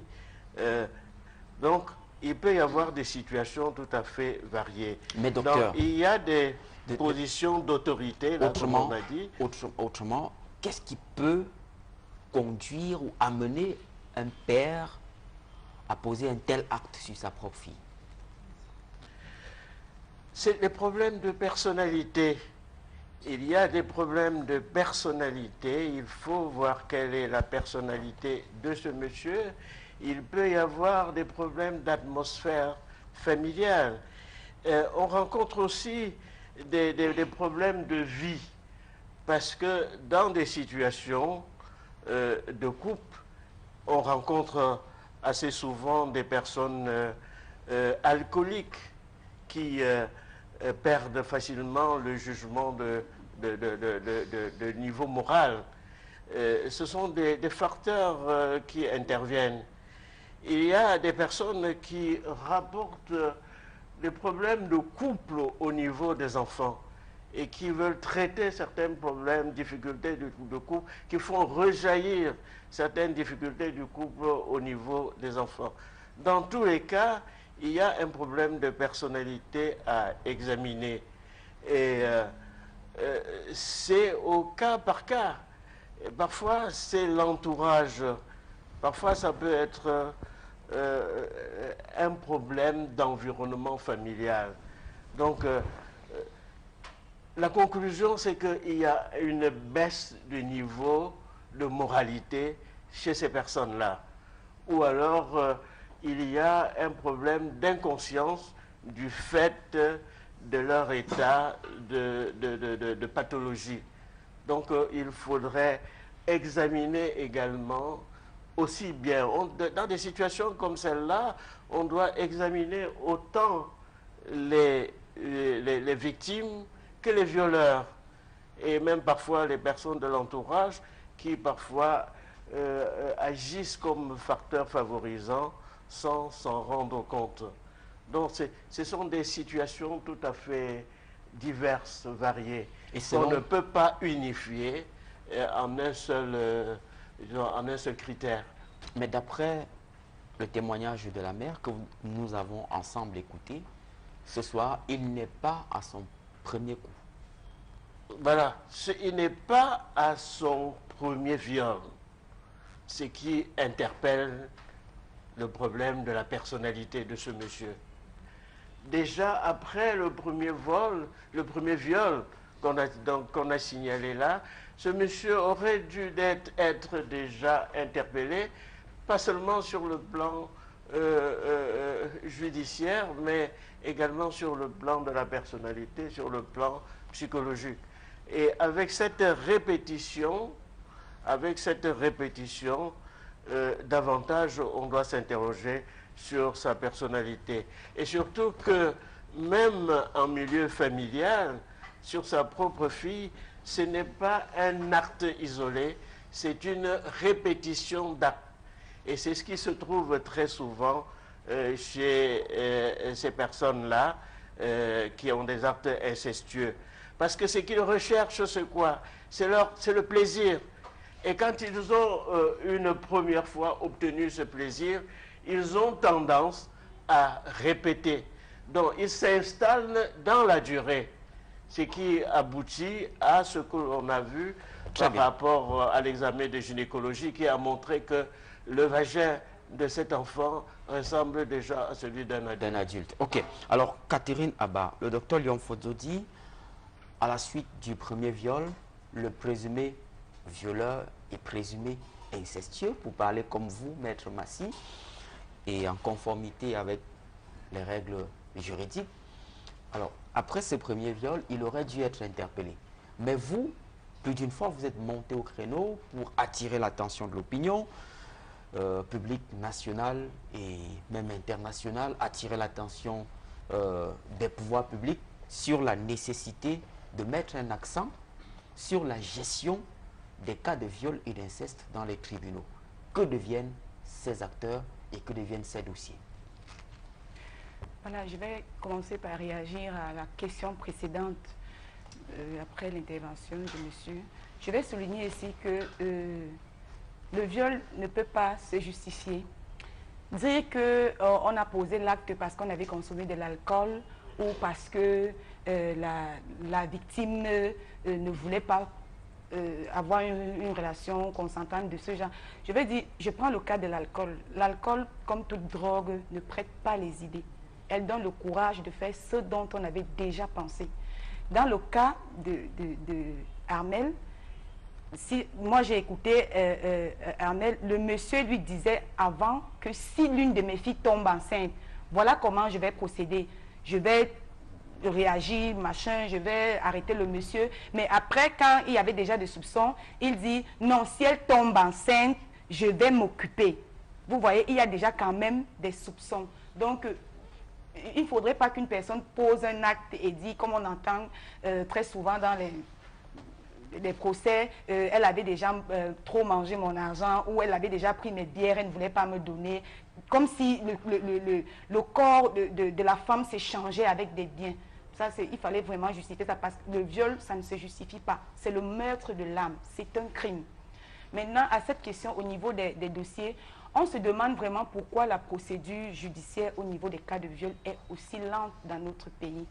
Plusieurs fois, nous avons fait des plaidoyers avec des cas de viol. Plusieurs fois, nous avons porté les victimes parce que il y a aussi une tendance dans notre pays. Très souvent, c'est le bourreau qui est caché, qui est protégé, et c'est la victime qui est exposée. C'est le cas maintenant. C'est la dame qui est sur le plateau. C'est elle qui est en train de poser le problème, mais celui qui a violé la petite fille, on ne le voit pas. Et nous essayons vraiment de renverser que la victime soit protégée et que l'auteur du viol soit exposé et vu. Maintenant, au niveau du plaidoyer, on ne comprend pas. La première chose que nous réclamons, si je veux dire comme ça, c'est la lenteur judiciaire. On peut comprendre que les litiges fonciers prennent du temps. Mais un cas de viol avec un certificat médical qui est établi, qui est quand même une pièce importante pour entamer une procédure judiciaire, est là et on renvoie, on a eu des cas où on renvoyait. Mais des victimes, très souvent, arrivent chez nous, elles ont soif de justice. Quand Armelle arrivait, maintenant, elle peut s'exprimer. Elle ne pouvait pas dire 2 mots sans pleurer. Il arrivait qu'elle perde le souffle. Et la petite aussi était toute traumatisée. Il y a tout ça, tout ce processus. Donc, on ne comprend vraiment pas. Au niveau des cas, on ne sait pas où. Ok. Et à ce sujet, Maître Massy, pourquoi de telles procédures traînent autant devant les juridictions? Bien, je ne vais pas m'inscrire en porte-à-faux avec la dame. Il y a quelque part un fond de vérité dans ce que madame a dit tout à l'heure. Mais je tiens à rappeler que la procédure pénale est rigoureusement encadrée. Il ne faudrait pas qu'on l'oublie. La machine judiciaire a ses règles. C'est comme toute administration, il y a ses règles. Dans un cas de fait comme celui-là, au regard des faits qui ont été relatés par la maman, force d'admettre que nous sommes en matière criminelle. Et l'ouverture d'une procédure criminelle se fait généralement par une plainte déposée qui donne suite à une information judiciaire. Et en matière de crime, l'information judiciaire a une durée de 18 mois maximum. Ça veut dire que pendant cette période, le juge d'instruction procède à l'information judiciaire. On entend la partie civile, autrement dit la victime, on entend le témoin, on entend la personne qui est inculpée, dans le cas d'espèce, c'est le père de cette jeune fille, et le juge d'instruction clôture son information judiciaire durant ce délai qui est rigoureusement encadré par la loi. Ensuite, cette procédure passe ce qu'on appelle une ordonnance de renvoi, de règlement de renvoi, est envoyée et transmise devant la juridiction de fond, qui procède à l'examen de l'affaire. Vous voyez, c'est tout un processus rigoureusement encadré par des délais. Maintenant, il y a un autre problème qui se pose, c'est le suivi de l'affaire. Comment l'affaire est suivie? Est-ce que les victimes sont assistées? Parce que n'oublions pas que quand on est confronté à la machine judiciaire, on s'aperçoit qu'elle a des règles bien précises. Et c'est même dans l'intérêt très souvent des victimes que de les respecter ces règles. Et je vais encore plus loin. Est-ce qu'elles sont suivies? Si oui, n'oublions pas qu'il y a un facteur très important, et là je rejoins le médecin, il y a le facteur environnemental, comportemental. Très souvent, des victimes n'ont pas la volonté d'aller jusqu'au bout, parce qu'il y a des pesanteurs sociales, parce que peut-être la famille va faire des pressions pour qu'elle arrête la procédure. C'est le cas que moi j'ai connu. Et moi-même en tant qu'avocat, j'ai eu à défendre des cas de ce genre. Mais avec la résistance, la volonté, l'acharnement, on aboutit à des condamnations des auteurs de ces actes. Alors, lorsque vous vous interrogez, vous posez la question de savoir si les victimes sont suivies. Qui doit les suivre pour un cas comme celui-ci? Pour un cas comme celui d'Armelle, qui est assez pathétique, je peux le dire. Qui a de la peine à nourrir déjà les enfants, à supporter les charges au quotidien. Comment doit s'opérer le suivi? Qui doit le faire? Bien, voyez-vous, nous sommes déjà en matière d'information judiciaire. Où stade nous en sommes relativement au cas d'espèce. Si la dame est assistée d'un avocat, mais elle n'a pas d'argent pour payer les honoraires d'un avocat, Maître Massy. Je vais en venir. Elle peut ne pas avoir des moyens, mais il y a l'assistance judiciaire qui est prévue par la loi. L'assistance judiciaire est prévue pour porter secours aux justiciables qui n'ont pas les moyens de faire des procédures. Et je vais encore plus loin. Il y a même des avocats qui se chargent de suivre le dossier bénévolement. Nous l'avons connu. Et je vous dis, moi qui parle, j'ai suivi les dossiers dans ce cas bénévolement. C'est exact? Je ne pense pas, peut-être parce qu'on est sur un plateau de télé. Je vais dire ici que 24% des filles sont tombées enceintes de suite de viol, ont abandonné les études, se sont retrouvées obligées de garder cet enfant qu'elles ne voulaient pas et qu'elles n'aiment pas. Ça essaye de justifier pourquoi on trouve les enfants dans les bacs à ordures.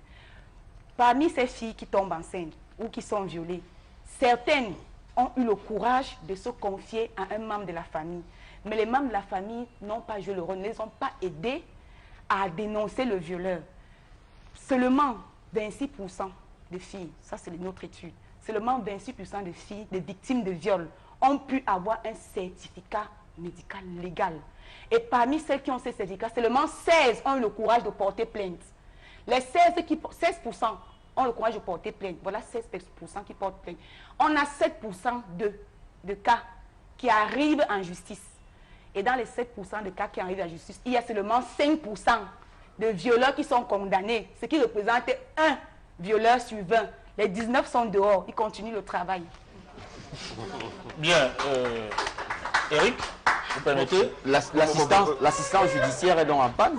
Eric, vous permettez? Oui, il y a problème. Je comprends le courroux de la dame. Hein. Je le comprends parfaitement. Mais sortons du cadre de l'émotion. Non, je ne suis pas sur l'émotion. Je ne suis pas dans le cadre de l'émotion. Ce sont des données. Il s'agit des données. Non. Je précise mon propos. Sortons du cadre de l'émotion qui peut s'appuyer ou s'agripper sur les données. Il y a une réalité judiciaire que beaucoup de gens occultent.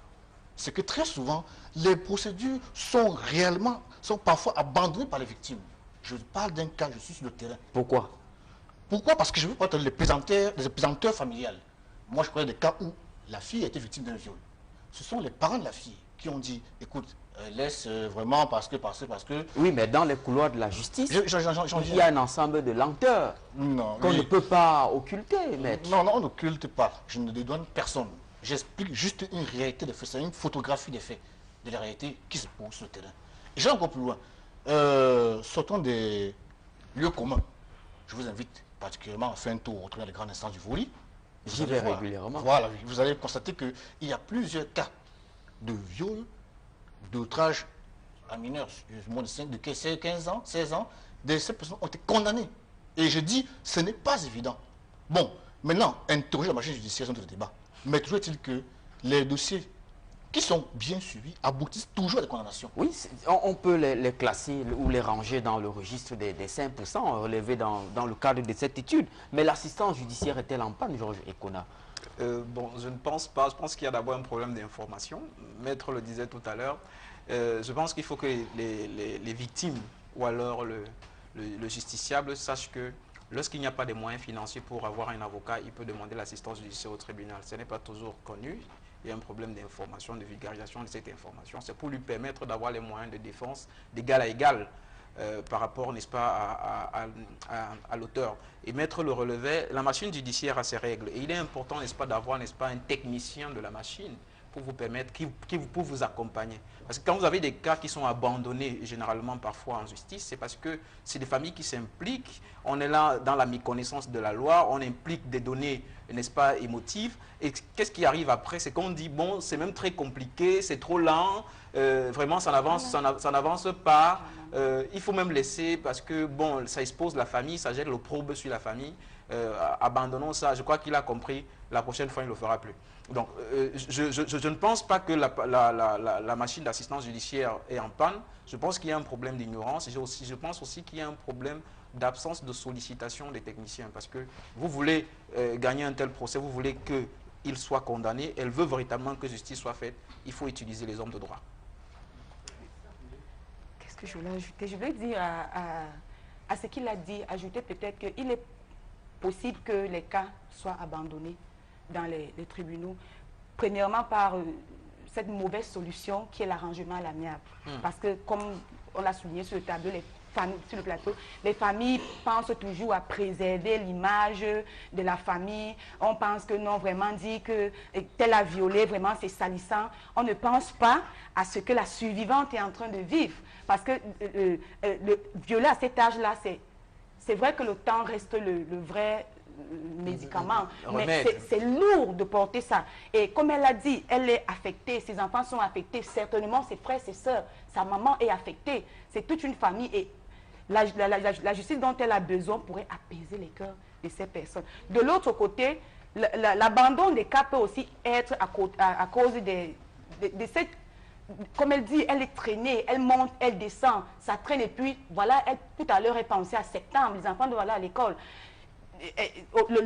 la ronde de taxi, elle vit très loin de Yaoundé. Le transport qu'elle paye pour arriver d'abord à Mbombi, c'est 500 francs. Elle n'a pas. Partant de Mbombi, maintenant pour le tribunal, il lui faut encore 300 francs aller et retour par jour. Ça, elle n'a pas. Elle pense déjà à la rentrée scolaire de ses enfants. Ça veut dire qu'elle va préférer faire son petit commerce. Et en plus, elle y va tous les jours. Chaque fois qu'on l'appelle, elle va, il n'y a pas de suite. Elle ne connaît pas à quel niveau son dossier est. Elle ne sait pas qui détient son dossier. Donc, il y a tout ça. Les personnes, comme vous dites, le manque d'information, beaucoup, pour faire souvent abandonner. Mais abandonner n'est pas la solution. Parce que le bourreau va continuer à faire son travail tranquille, pensant qu'il est trop fort ou alors il est le plus beau. Et comme elle dit, elle a dit qu'elle préfère qu'il meure là-bas. Ça veut dire qu'elle préfère éliminer, mettre hors d'état de nuire une personne dangereuse. Donc, Eric, si tu permets, je veux relever un fait.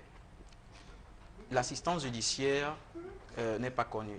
De deux, il y a des avocats qui prennent des cas et qui les font bénévolement. Tout à l'heure, vous avez, Maître l'a relevé, j'ai cru voir que vous rejetez véritablement cela. Non, il y a des avocats qui le font. Moi, j'ai travaillé avec une dizaine d'avocats sur plusieurs cas qui ont travaillé gratuitement et bénévolement comme si on les payait leurs honoraires. Donc, il faut les trouver, il faut demander leur aide. Oui, mais les avocats eux aussi ne communiquent pas beaucoup. Ils doivent pouvoir informer les populations de l'existence de ces cadres. Pourquoi vous n'en parlez pas, docteur? Je vais en venir. En réalité, l'institution judiciaire est très peu connue des Camerounais, pour dire vrai. On est sur le terrain des a priori, des idées préconçues. Mais en réalité, si vous vous levez, je vous dis, moi qui vous parle, j'ai assisté personnellement des victimes sans demander un copec. Pourquoi? Parce que l'avocat, dans le corps de métier, on exerce avec humanité. Il y a des cas qui nous touchent. Parce que ça peut être ma fille, ça peut être ma soeur, ça peut être mon enfant. Pourquoi ne pas l'aider? Et beaucoup d'avocats le font. Je vous dis, allez sur le terrain. Moi, qui vous parle, je suis avec beaucoup de confrères. Nous le faisons bénévolement. Je vais encore plus loin. On a eu des cas. Le cas comme Matekel, par exemple. La dame qui l'a fait à l'hôpital Kantini, c'est des confrères qui sont assis, qui ont dit, on va l'assister. Il y a plusieurs cas comme ça. Oui, mais il y a eu un effet boomerang sensationnel. Non, quand vous prenez un dossier, ne regardez pas ces aspects. D'ailleurs, depuis cette affaire, j'en sais quelque chose. Nous avons suivi cette affaire de bout en bout. La famille a perdu les traces de toutes les personnes qui se proposaient et qui se présentaient comme Jésus-Christ pour sauver la famille. Donc il y a une rupture totale. Alors pour moi, ce n'est pas un exemple qui sied. Je n'en ai pas la qualité. Hein. Je m'en excuse, je n'ai pas la qualité qualité à remettre en cause vos... Vous avez donc vu que vous n'avez vous-même pas fait l'effort de prendre l'information parce que cette affaire justement continue. Je ne veux pas ici dévoiler les ressorts, la procédure qui sont encore en cours. Cette affaire continue et les conseils qui ont été constitués continuent pas sur cette affaire. Nous le savons. Je ne remets pas en cause cet aspect où donc vous voyez que vous êtes le déroulement de la procédure au tribunal, mais la famille a été abandonnée. Non, on n'a finalement pas... Je veux pas entrer dans la rentrée scolaire. Il a fallu une mobilisation des téléspectateurs. Depuis l'école des enfants. C'est donc dit qu'il y a une récupération. En tout cas, je m'en excuse. Je referme rapidement cette parenthèse. Ne nous égarons pas. Restons sur le sujet. Et je vous donne la parole, docteur Léon Fodzo. Sur le profil de l'enfant, il a fallu du temps pour rompre le silence. Pourquoi dans la plupart des cas, les victimes peinent à dénoncer? Pour plusieurs raisons. Il y a la peur, il y a les menaces, comme nous avons vu dans le cas présent.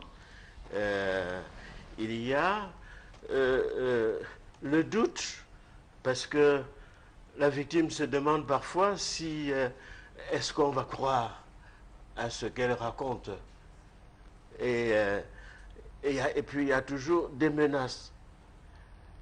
Donc, c'est toujours très tard que la situation arrive à être découverte. Par exemple, j'ai suivi le cas d'une jeune fille qui, à 10 ans, a été violée. Nous avons suivi cette fille à l'âge de 15 ans. Pas pour ça, mais pour autre chose, pour une dépression. Mais il est possible que cette dépression soit la suite de ce viol. Et c'est à la suite de ce travail thérapeutique on a découvert, disons, que la fille, parce que son état s'améliorait, a pu alors refaire l'historique de ses problèmes et montrer que à 10 ans, elle a été violée et en plus violée par un membre de l'entourage et un ami de la famille. Et cet ami de la famille se trouvait même être un gendarme. Vous voyez tout ce que ça comporte. J'ai même décrit ce cas dans un ouvrage précédent. Donc, les choses se font toujours très tard pour ces multiples raisons-là. Et dans toute cette situation aussi, parce qu'on oublie la victime. On oublie la victime, on pense à tout sauf à la victime. Parce que lorsque la famille essaye d'étouffer l'affaire, dans le cas que je viens d'évoquer, comme dans d'autres cas, la famille essaie d'étouffer l'affaire pour les raisons que vous avez évoquées, l'image de la famille. Mais il y a aussi un autre facteur, la pauvreté. On va le dénoncer et après, qu'est-ce qu'on va faire? On va vivre de quoi? On a vu par exemple dans le cas de cette dame-là, il y a ce problème se pose. Et c'est le genre de problème qui se pose dans plusieurs cas de viol incestueux. C'est-à-dire le problème matériel qui prime tout. Donc, on oublie le cas de la victime. Déjà, le violeur, il est là, il continue à faire ce qu'il fait tout le temps. Lui, il est bien, il n'a pas de problème, il a la satisfaction, mais il oublie aussi, il ne pense pas à la fille qui souffre tous les jours. Et elle a son violeur devant elle tous les jours aussi.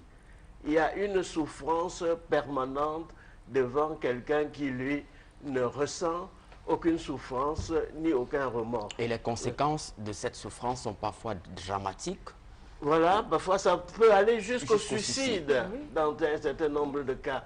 Et sans compter que ceux qui survivent ont des problèmes de maladies, de pathologies qui sont importantes, des phobies, toutes des dépressions importantes et qui parfois arrivent à les mettre, disons, en dehors de la vie. Très bien. Et c'est l'occasion aussi, docteur, de rappeler à tous ceux qui nous écoutent et qui font dans l'âme ce soir, probablement du fait d'un parallèle entre le récit de la famille de ce soir et peut-être leur propre histoire. Donc, si vous éprouvez le besoin de vous faire entendre, d'avoir une oreille attentive pour vous écouter, écrivez-nous à l'adresse mail qui s'affiche au bas de votre petit écran en ce moment. Nous vous orienterons vers les associations qui pourront mieux vous accompagner dans le processus de guérison. Alors, comment les parents, ou que doivent faire les parents pour établir une relation de confiance avec les enfants, une relation susceptible de conduire l'enfant à une dénonciation prompte de ce type d'acte, docteur? Les parents doivent d'abord, disons, de façon générale, même avant le viol, être attentifs à leurs enfants. Parce que le viol, cela signifie qu'il y a échec de la relation parent-enfant. L'évolution d'un enfant, d'une personne, se fait à travers plusieurs étapes, depuis l'avant la naissance, parce que la relation parent-enfant commence avant la naissance. Ça commence dans l'attente de l'enfant. Puis il y a la naissance, l'état de nourrisson, le petit enfant, le grand enfant, l'adolescence. Toutes ces étapes comportent des facteurs de structuration à la fois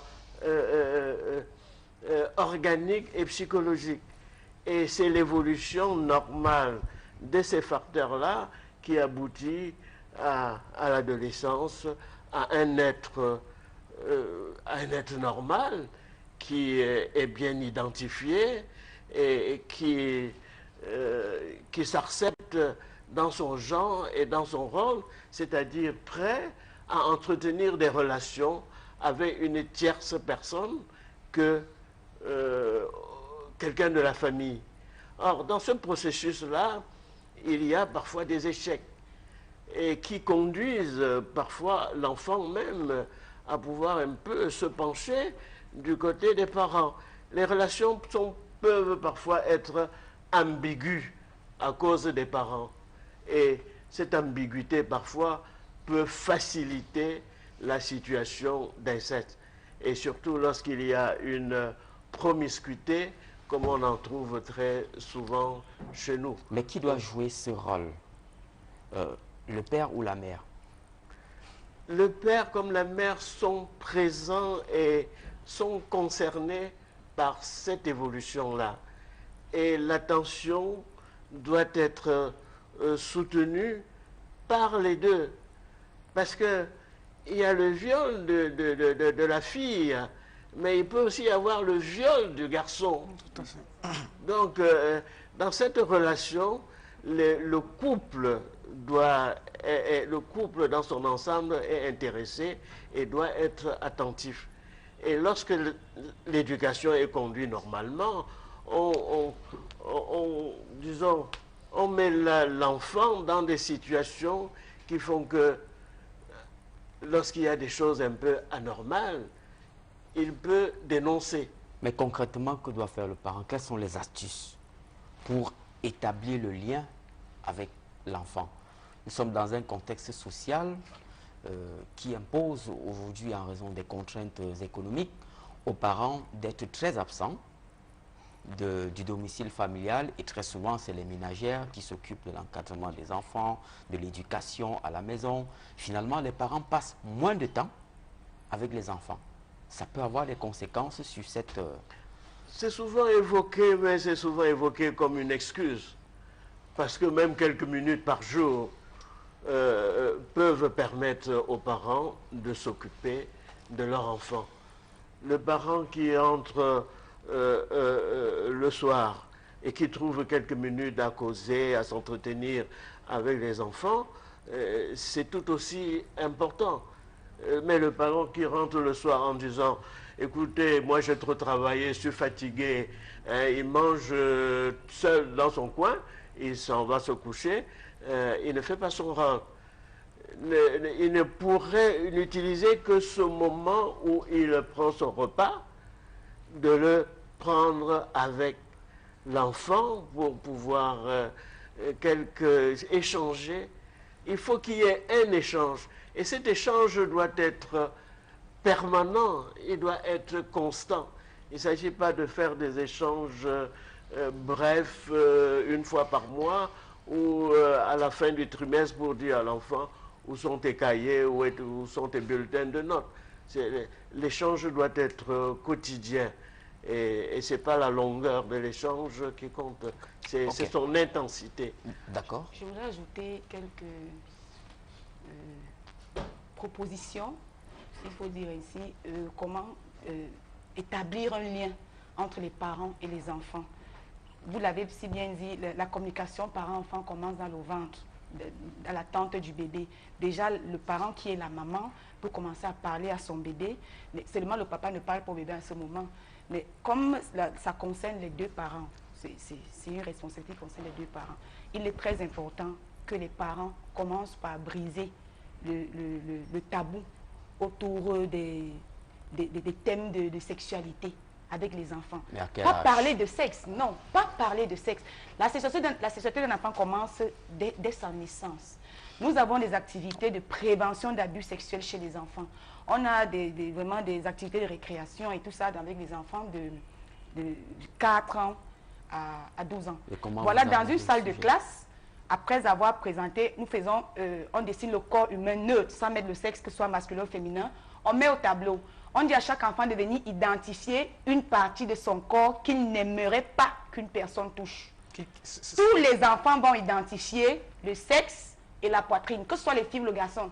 d'autres identifient. Chacun va venir entourer. Viens entourer la partie de ton corps. C'est pour amener les enfants à comprendre que ton corps t'appartient et personne n'a le droit d'y toucher. Que ce soit papa ou maman. Il faut dire non et il faut trahir. Ça, c'est un exercice. Et depuis, nous avons vraiment pu éveiller les enfants à connaître leur corps humain. C'est dans ce sens que je parle de briser, parce que les parents ne parlent pas de sexualité. On demande à un enfant dans une salle de classe, comment est-ce qu'on appelle ça? On peut identifier le sexe. Vous aurez dit non. 50, 60, le pipi, le sissi, chacun. L'enfant ne sait pas que ça s'appelle le sexe. C'est mon sexe. Donc, chaque parent donne un nom comme ça. Il y a des petits noms. Oui, Non, il y a des petits il n'y a noms. pas les petits noms, mais ça, c'est le sexe. Il faut dire que l'enfant sache que voici mon sexe. Et personne ne doit toucher. Parce que si un jour l'enfant arrive et vous dit, papa, le répétiteur a touché mon joujou. Mais pour lui, c'est normal. Non, c'est un euphémisme, Non, c'est pour important. lui, c'est normal. Mais quand vous dites à l'enfant, ça c'est ton sexe, personne ne doit toucher. L'enfant, c'est déjà... Donc, les enfants, naturellement, viennent entourer. C'est dans ce sens que je dis, il faut déjà qu'il y ait ce lien. Après, il faut qu'il y ait un lien de communication, de confiance, d'amitié, de complicité entre les parents et les enfants. Aujourd'hui, les parents ont vraiment démissionné de leurs responsabilités. Le parent, pour lui être responsable, c'est payer les études, acheter les cahiers, payer la pension, donner la ration. Et puis quand il rentre le soir, il est tellement fatigué, gronde, qui a allumé la télé là, oh dégage de là, machin truc. C'est ça la communication entre les parents et les enfants. Et vous pensez que quand un enfant est touché, abusif, il va dire à son parent? Non. Il y a des enfants, quand ils entendent le ronflement de la voiture de leur papa, Ils disparaissent. on est allé, c'est parti. Non, c'est pas ça.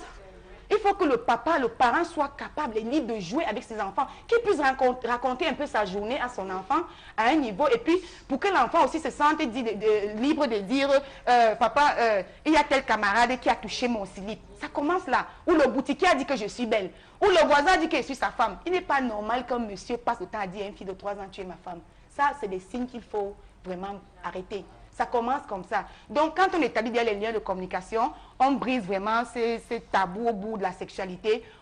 Ces enfants sont des amis, c'est des potes. Vous pouvez être avec votre enfant, dans le regard, il vous dit déjà quelque chose. Et personne ne peut comprendre ce que l'enfant vous signale déjà. Ça, c'est très important. Donc, il y a ça dans C'est cette complicité. Mais est-ce que les parents ont toujours le temps de le faire? Oui, aujourd'hui, En raison de la je vais crise même économique, corriger tout le monde quelque chose. travaille. Aujourd'hui, le monsieur a dit que c'est les ménagers qui se chargent de la responsabilité de l'éducation. Non, c'est les réseaux sociaux. Aujourd'hui, on se sent vraiment pas responsable quand on offre un téléphone de 150 000 à un enfant de 5 ans. Et puis là, tous les réseaux sociaux, là, ils regardent ceci. Les tablettes et autres. Oui, les tablettes, tout ça. Qu'est-ce qu'on Le doit parent faire? n'est jamais là. On doit priver? Non, ça dépend. Ça dépend de l'ambiance qu'on a dans la famille. Ça dépend de quelle éducation on veut donner à son enfant. Ton enfant devient ce que tu veux. Ce que le parent veut, son enfant devient. Si je veux que mon enfant devienne comme ça, voilà le chemin. Mon enfant peut être je peux éduquer mon enfant dans un quartier de gangster, mais il n'est pas gangster.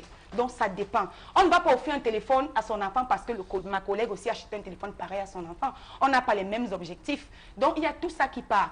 L'enfant peut garder le silence. Dans la maison, elle subit des viols, des touchements abusifs. Dans la maison, elle ne vous dit jamais.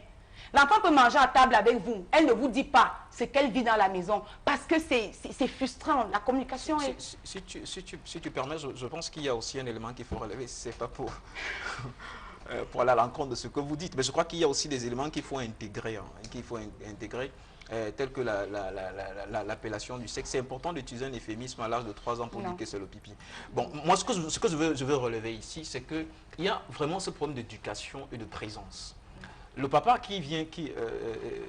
Eric, qui rentre à la maison et que quand il est à la porte de sa maison, tout le monde se cache, entretient ça. Je veux un peu prendre le cas de la dame tout à l'heure. Nous sommes en train de parler uniquement de l'inceste père-fille. Et moi, je ne pense pas que pour une question d'éducation, nous devons seulement nous limiter là. Parce que cette émission a aussi pour vocation d'éduquer. Parce qu'il y a aussi l'inceste, ce n'est pas la même histoire. Ce n'est pas la même histoire, l'inceste cousin, cousine, ce n'est pas du tout la même histoire. Les enfants qu'on envoie, lorsque vous dites qu'il faut un regard des parents, les enfants qu'on envoie au village, parce que nous sommes en période des vacances, les enfants qu'on envoie au village et qui vont, n'est-ce pas, au village, dans la maison du grand-père et qui partagent la même chambre, qui vont à la rivière ensemble et qui se couchent ensemble, n'est-ce pas, sur l'herbe du champ, et qui font de l'inceste, on le dit comme ça, ne sont pas contrôlés par les parents qui sont en ville, qu'ils ont envoyés se reposer. Je pense qu'il y a une question qui revient, qui doit éduquer les parents. Parce que le parent qui envoie les enfants au village, lui il est en ville, les enfants font l'inceste là-bas, lui n'est pas au courant. Peut-être parce que le grand-parent les a mis tous dans la même chambre pour question, n'est-ce pas, de raviver les liens communautaires, etc. Non, je dis n'importe quoi. C'est les habitudes que nous avons en Afrique. Tout le monde partage la même chambre. Et d'autres habitudes aussi, c'est que les parents, les enfants sont encore, n'est-ce pas, en bas âge. Ils partagent la même chambre avec le papa et la maman. Et ils se retrouvent dans les situations, n'est-ce pas, d'outrage à la pudeur. Et donc, devant eux, il se passe des scènes, parce que les enfants, n'est-ce pas, sont très curieux, et les parents pensent qu'ils ne voient rien. Il se passe des scènes qui vont développer plus tard et qui vont essayer, n'est-ce pas, de pratiquer ou de copier avec les cousins ou des cousines. Vraiment, vous dites qu'il y a une crise d'éducation, je suis d'accord, mais si vous dites que cette crise d'éducation se fait uniquement dans vos exercices à l'école, où on dessine des personnes pour les expliquer, si vos enfants sont seulement éduqués à l'école dans ce sens, à la maison, aucun parent ne s'en occupe. Permettez, je vais prêcher pour ma chapelle, hein, oui. Parce que nous faisons un travail d'accompagnement.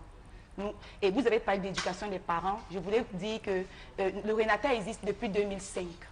Et de 2005 à 2014, nous avons redonné l'espoir et le sourire à beaucoup de familles. Grâce à nos activités, nos interventions. Il y a quelques familles que je voulais vous confier pour l'éducation parentale. Je vais arriver.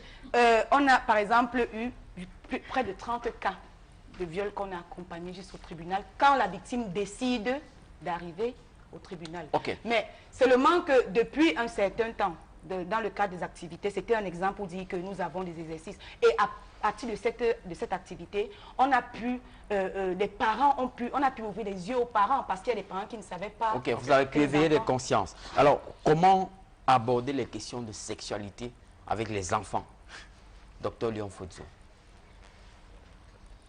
Comment éveiller les consciences des tout petits? Ça s'aborde à travers les relations au fur et à mesure. Ces questions doivent être, selon le cheminement, en fonction des âges. Il y a d'abord l'information, l'information de l'anatomie de la personne humaine. À quel moment le parent doit le dire à la petite fille de 3 ans, 5 ans, 6 ans? Et qu'est-ce qu'il doit dire? Qu'est-ce qu'il doit dire? Et comment le dire? Et comment, comment le dire? Voilà. Bon, disons quand, comment et où. Non, disons qu'il n'y a pas de schéma, hein, il n'y a pas de schéma spécifique pour cela, parce que les milieux sont différents, les relations entre parents et enfants, ça évolue différemment. Quelques exemples, et aussi docteur. En fonction du niveau même des parents. Oui. Hein, parce que certaines choses vont être dites de façon brutale, hein, et d'autres de façon très nuancée. Hein, tout cela est fonction vraiment à la fois de l'éducation même des parents, de leur niveau, et c'est ça qu'ils vont communiquer à leurs enfants. Mais à partir de quel moment doit-on le faire? À partir de quel âge? Chez l'enfant? Chez l'enfant, à partir de 3 ans, l'enfant doit savoir déjà la différence des corps qui existent. Hein? L'anatomie des corps, l'anatomie d'un corps féminin, d'un corps masculin, ouais. Et puis progressivement, le reste est fonction des questions que l'enfant va poser à l'adulte. Parce qu'il n'y a pas un schéma où l'on doit dicter des choses à l'enfant comme ça, quel que soit le milieu. Lorsque l'enfant a les premiers éléments qui constituent la personne, c'est à lui en ce moment-là. Parce que l'enfant pose des questions dès tout petit. Lorsqu'il voit la différence même des corps, il commence à poser des questions là-dessus, sur cette différence.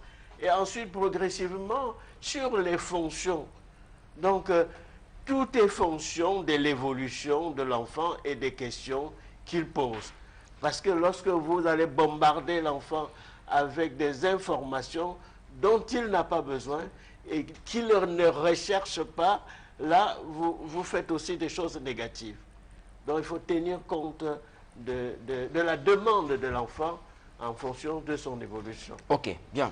rentrons dans les palais de justice avec Maître Massy, puisque nous abordons la dernière ligne droite de cette émission. Alors, Maître, comment évacuer tous ces procès qu'on qualifie à tort ou à raison comme étant des procès de la honte? Voyez-vous, comme vous le dites si bien, la question sexuelle est généralement sous le prisme du tabou. Et ce n'est pas chose aisée que de faire parler la victime, qui est très souvent le petit enfant, 2, le parent qui souffre dans sa chair, 3, la famille, parce qu'il y a toujours le facteur honte qui inconsciemment entoure ces personnes. C'est quand même assez curieux. Là, je m'en remets à l'expert psychiatre qui peut nous expliquer ce mécanisme. En ce qui concerne les procédures judiciaires, je maintiens ce que j'ai dit au départ de l'entame, c'est qu'il faudrait d'abord un rapprochement des victimes vers les acteurs de la justice. Parce que ce n'est pas en restant cloîtré dans la case, passez-moi l'expression villageoise, qu'on saura comment ça se passe du côté judiciaire. Se rapprocher des acteurs judiciaires, ne pas avoir peur d'initier et de poursuivre les auteurs de l'abomination. Parce que très souvent on se dit, oh, il est puissant, oh, ça va prendre du temps, oh, j'ai pas de moyens. Non, c'est pas ça. Je vous dis, il y a des avocats, il y a des acteurs judiciaires qui s'occupent de ces cas de développement. Maintenant, il faudrait aussi qu'en abordant ces procédures, qu'en les mettant sur pied, qu'on sache que la procédure judiciaire dans cette matière est rigoureusement encadrée. Et c'est dans l'intérêt des victimes. Savoir étape par étape. Il y a la question de la preuve qui intervient. Parce que si on se lève un matin, on dit tel a commis une telle infraction, sans apporter la preuve, sans la produire, sans la fournir, en ce moment-là, vous allez voir cette personne va sortir de prison, sans être condamnée, pas parce qu'elle n'a rien fait, mais parce qu'elle n'a pas pu rapporter la preuve. Pas parce qu'on n'a pas pu la défendre normalement. Ensuite, ça remet beaucoup de courage. Je dis une très forte dose de courage, parce que vous verrez même que très souvent, les véritables adversaires des victimes, surtout au sein de la famille, ce sont des amis, des frères, des soeurs qui vont dire, laisse cette procédure, ah, tu perds ton temps, ah, tu ne rentres nulle part, ça va perdre du temps, c'est ton adversaire beaucoup de moyens, ah, l'avocat va te coûter de l'argent, alors que ce n'est pas ça. Nous sommes très souvent dans le domaine des idées préconçues, des préjugés, qu'on sorte de cette barrière et qu'on entre de plein droit sur le terrain judiciaire. Je vous invite très souvent à l'OTJ, dans les grands instants du volet. Vous verrez que là-bas, il y a régulièrement des procédures de ce genre-là. Ces personnes sont régulièrement condamnées. Et je vais encore plus loin. Il y a ce qu'on appelle les commissions d'office. Quand une personne n'a pas de moyens, le juge peut désigner à l'audience un avocat qui peut l'assister. Moi, étant stagiaire à l'époque, j'ai eu à défendre près de 10 dossiers de procédures de ce genre-là. Et je peux vous avouer que toutes ces personnes étaient condamnées. Toutes, sans exception. C'est beaucoup de volonté et de courage. Ok. Bien. Georges, en guise de recommandation ce soir, sur l'aspect juridique, la gestion de ces dossiers, quelle est la recommandation que vous pouvez formuler à l'égard du pouvoir judiciaire? La première chose, c'est qu'il est important de s'armer de son leadership juridique et judiciaire. Lorsqu'on est dans une situation de délit ou de crime, on doit savoir, n'est-ce pas, que c'est un domaine réservé. Ça, c'est clair. C'est-à-dire qu'il y a des experts pour appréhender la chose. Se diriger avec beaucoup de courage vers ces experts, et chacun a sa volonté, parce que la dame qui est là, c'est elle qui subit en réalité l'opprobre de ce qui a été commis sur sa fille. Ce n'est pas les cousins ni les frères, etc. Savoir ce qu'on veut. On a son mari, n'est-ce pas, qui a jeté l'opprobre dans la famille. On veut véritablement qu'il y ait justice. On va avoir l'assistance d'un avocat qui est la première personne à donner conseil. Parce que lorsque vous recueillez déjà les conseils de la famille, ces conseils sont là pour vous décourager. Et lorsque l'avocat ou l'homme de droit donne conseil, vous vous associez, vous lui demandez, n'est-ce pas, de vous accompagner au cours de la procédure. On dit que les procédures sont longues et que les gens sont fatigués d'y aller. Les avocats, c'est leur boulot, c'est leur travail d'aller tous les jours dans les audiences et qu'on leur envoie de façon permanente et de revenir. Si vous êtes, n'est-ce pas, un justiciable simple et que vous allez 3, 4 fois et qu'on vous renvoie un même dossier qui n'a pas été débattu sur le fond, la première chose, c'est que moi, je suis fatigué d'y aller. Bon, on peut abandonner et les découragements qui sont apportés par la famille vont vous amener, n'est-ce pas, à ranger les armes. Donc, il y a ça. Et lorsqu'on n'a pas véritablement de l'argent pour une procédure judiciaire, il ne faut pas se rétracter. Il y a 2 possibilités qui sont ouvertes. La première, ou même 3. La première, c'est d'avoir une assistance judiciaire. La seconde, n'est-ce pas, c'est de pouvoir avoir un juge qui vous commet un avocat d'office. Et la troisième, c'est d'avoir des avocats bénévoles, de s'informer de ces avocats bénévoles qui sont disponibles et d'aller jusqu'au bout. La force ne reviendra à la loi que lorsque le droit sera dit et lorsque la personne sera condamnée, ça fera reculer le phénomène. Ok. Alors, Catherine Abba, pour vous, quelle est la recommandation majeure? En guise de recommandation, je vais rester dans le cadre de notre rôle dans la société. Déjà, quand nous recevons des victimes, déjà nous les recevons au quotidien. Et quand on demande, après avoir écouté la victime, quand on lui demande « Est-ce que tu veux poursuivre le violeur en justice ?» Elle dit, toutes ont la même réponse. Oui, mais je n'ai pas de relation. On se demande pourquoi est-ce que les gens pensent qu'il faut avoir les relations pour suivre une procédure judiciaire. Ce n'est pas souvent d'abord la question d'argent, mais elle dit, je n'ai personne, je viens d'un village, vraiment je n'ai personne. Donc pour arriver là-bas ou alors faire appel à un avocat, on pense toujours qu'il faut avoir les relations. Bon, je ne sais pas ce qu'on met dans relation. Et quand elle veut vraiment porter plainte, on l'encourage et nous référons. Nous référons parce que il y a de cela quelques années, entre 2005 et 2013, nous avons eu quand même une trentaine de cas où nous avons, je peux dire, gagné des procès. Les victimes ont pu avoir de la justice qu'elles voulaient. Voilà. Mais depuis 2014, nous sommes coupés de financement. Le partenaire financier, en quelque sorte, s'est retiré. Mais comme notre organisation est constituée uniquement de victimes, nous sommes mieux placés pour savoir ce que nous combattons. Mais avec quoi allez-vous continuer à soutenir ces victimes, puisque vous êtes en rupture de financement? C'est ça la difficulté. Depuis 2014, vraiment, c'est parce que nous sommes des victimes, nous savons ce que ça fait que nous accompagnons, mais l'accompagnement maintenant est limité.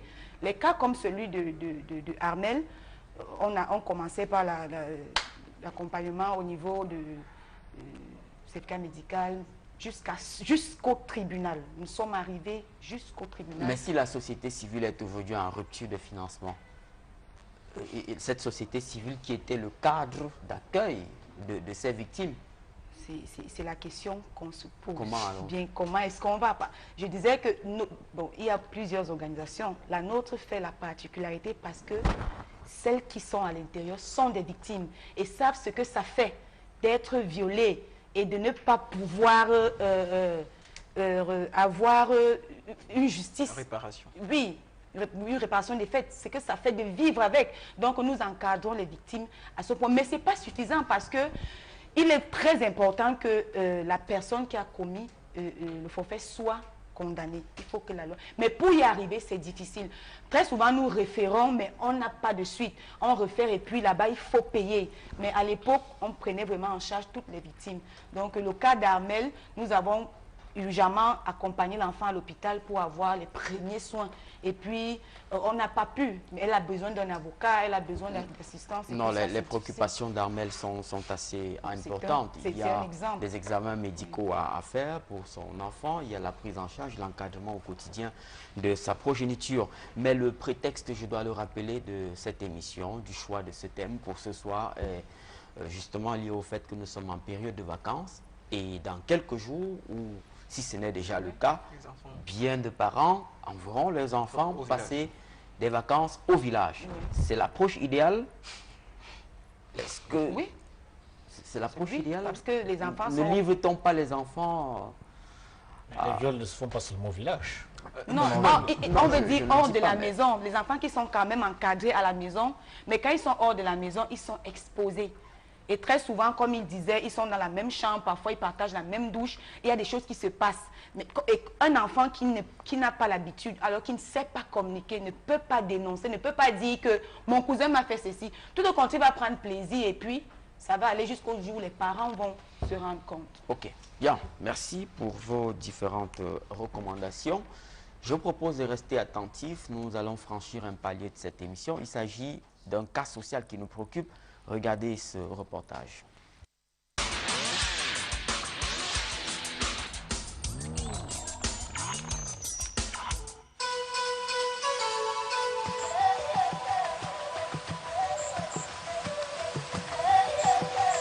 Le jour se lève à peine dans la capitale économique du Cameroun. Nous sommes à Douala.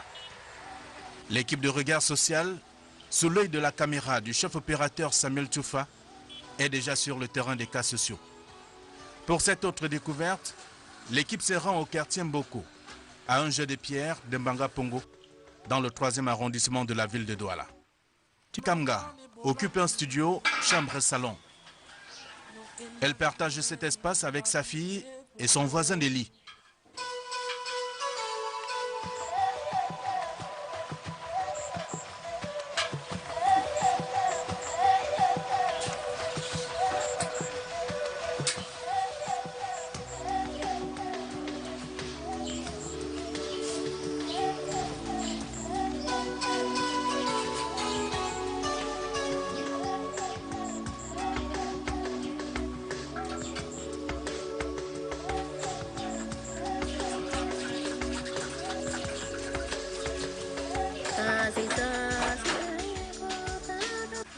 Qu'est-il arrivé à cette femme âgée de 31 ans aujourd'hui? Ma maladie a commencé quand je vendais au marché. Je suis rentrée le soir du marché, arrivée à la maison. La nuit, ça a commencé, le pied a commencé à chauffer. Le lendemain, ça a commencé à enfler. Le lendemain, je suis allée à l'hôpital. Ils m'ont demandé de rentrer. Ça va finir progressivement. Je suis rentrée avec maintenant, je suivais les remèdes qui m'ont prescrit et les injections. Même comme ça, rien du tout. La plaie est finie et le pied est resté. Micheline était donc une commerçante à l'époque. Elle gagnait paisiblement sa vie, jusqu'au jour où le mal déclenche. Les multiples déplacements effectués par cette dame ont donné lieu à une diversité d'appellations de sa maladie. Quand je suis allée à l'hôpital, ils m'ont dit que c'est les fanchasies. Ils ont fait d'autres examens et puis m'ont encore dit que c'est un microfilet qui est dans le sang. Voilà ce qu'ils m'ont dit là-bas à l'hôpital. Et depuis c'est là comme ça, là, je n'ai même pas d'argent pour soigner. Je n'ai même pas d'argent, je ne sais plus comment faire. Au jour le jour, ça ne fait que s'augmenter, comme vous voyez là. Ça ne fait que s'aggraver, ça pourrit. Je suis dépassée.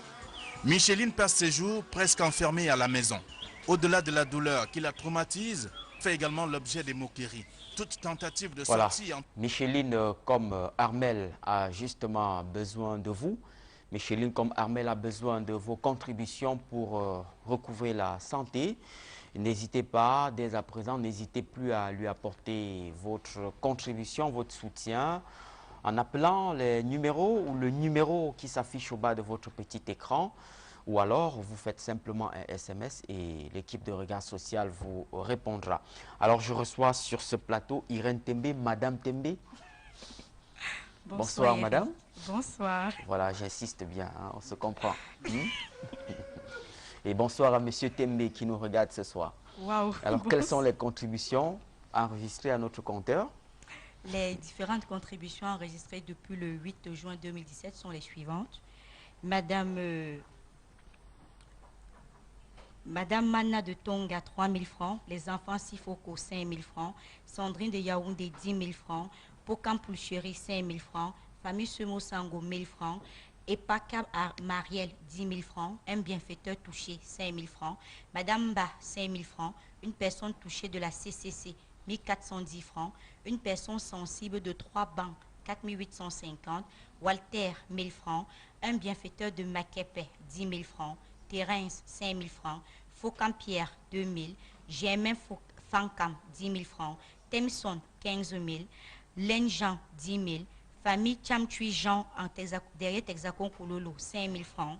Étudiant Tada Fabrice, 1 000 francs.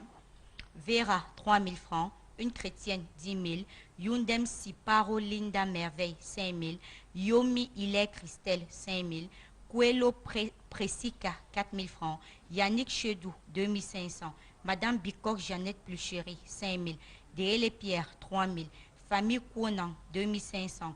Mama Wanja et fils, 7 500. Une famille généreuse de Fombot, 2 500. Un bienfaiteur de Montfait, 10 300. École, 2 000. Une bienfaitrice de Ndokpassi, 5 000. Piment, 2 500. Une bienfaitrice, 2 500. Madame Edeme Catherine, 2 500. Tuidine, 4 300. Famille Divika, 5 000 francs. Canavaro Tientue, 500. Un chrétien depuis la Chine, 8 000. Un bienfaiteur, 1 000 francs. Ngo Bang Bang Marlise, 1 000 francs. Un bienfaiteur de Makepe, 5 000. Madame Elimbi, 15 000 francs. Ce qui nous donne un total de 4 79 616 francs CFA. Voilà. Pour le cas de Mamouda, les contributions sont les suivantes. Bonjanousiga Igor Levent, 2 500. Epaka Mariel, 10 000 francs. La Reine de la Paix, 30 000. Zouakou A. Gahan, 3 000 francs. Maman Boula, 5 000 francs. Famille Semo Sango, 2 500. Monsieur et Madame T, 15 000. Pokam Pulchéry, 10 000. Un bienfaiteur de Bonabéry, 5 000. Noubissi Guy Hervé, 5 000. Inspire Africa, 5 000. Guénan Sandrine de Yaoundé, 14 000. Famille Chomela de Bafan, 2 000 francs. Les enfants Siefoko, 5 000 francs. Madame Diogo Tchéou, 3 000 francs. Une chrétienne, 10 000. Un musulman, 5 000. Une chrétienne de Ndorpassi, 5 000. Un bienfaiteur touché, 5 000. Un bienfaiteur de Bamenda, 5 000. Famille Kamsou Sadrak de Douala, 5 000. Un bienfaiteur de Yassa, 500. Walter, 2 000. Un bienfaiteur, 25 000. Foguet Diko Eric, 5 000 francs. Yumbong Blessing, 5 000 francs. Sandrine, 8 000. Thérèse, 5 000. Germain Fankam, 10 000 francs. Une bienfaitrice de PK14, 6 600. Un bienfaiteur de Makepe, 10 000. Temson, 15 000. Len Jean, 10 000. Étudiant Tada Fabrice, 1 000 francs. Une bienfaitrice de Yaoundé et Somba, 5 000. Une chrétienne, 10 000. Association CADS Aide de Suisse, 50 350 francs. Yomi Hilaire Christelle, 5 000 francs. Coelho Presica, 5 000. Madame Bicop Jeannette, 5 000. Serge Mbachou, 1 500. La famille Kwonon, 2 500. Mama Wanja et fils, 7 500. Une famille généreuse de Fombot, 2 500. Un bienfaiteur de Montfait, 10 300. Une bienfaitrice de Dorpassi, 5 000 francs. Monsieur Piment, 2 500. Une bienfaitrice, 4 850. Un bienfaiteur de Ndorpassi, 5 000 francs. Madame Edeme Catherine, 2 500.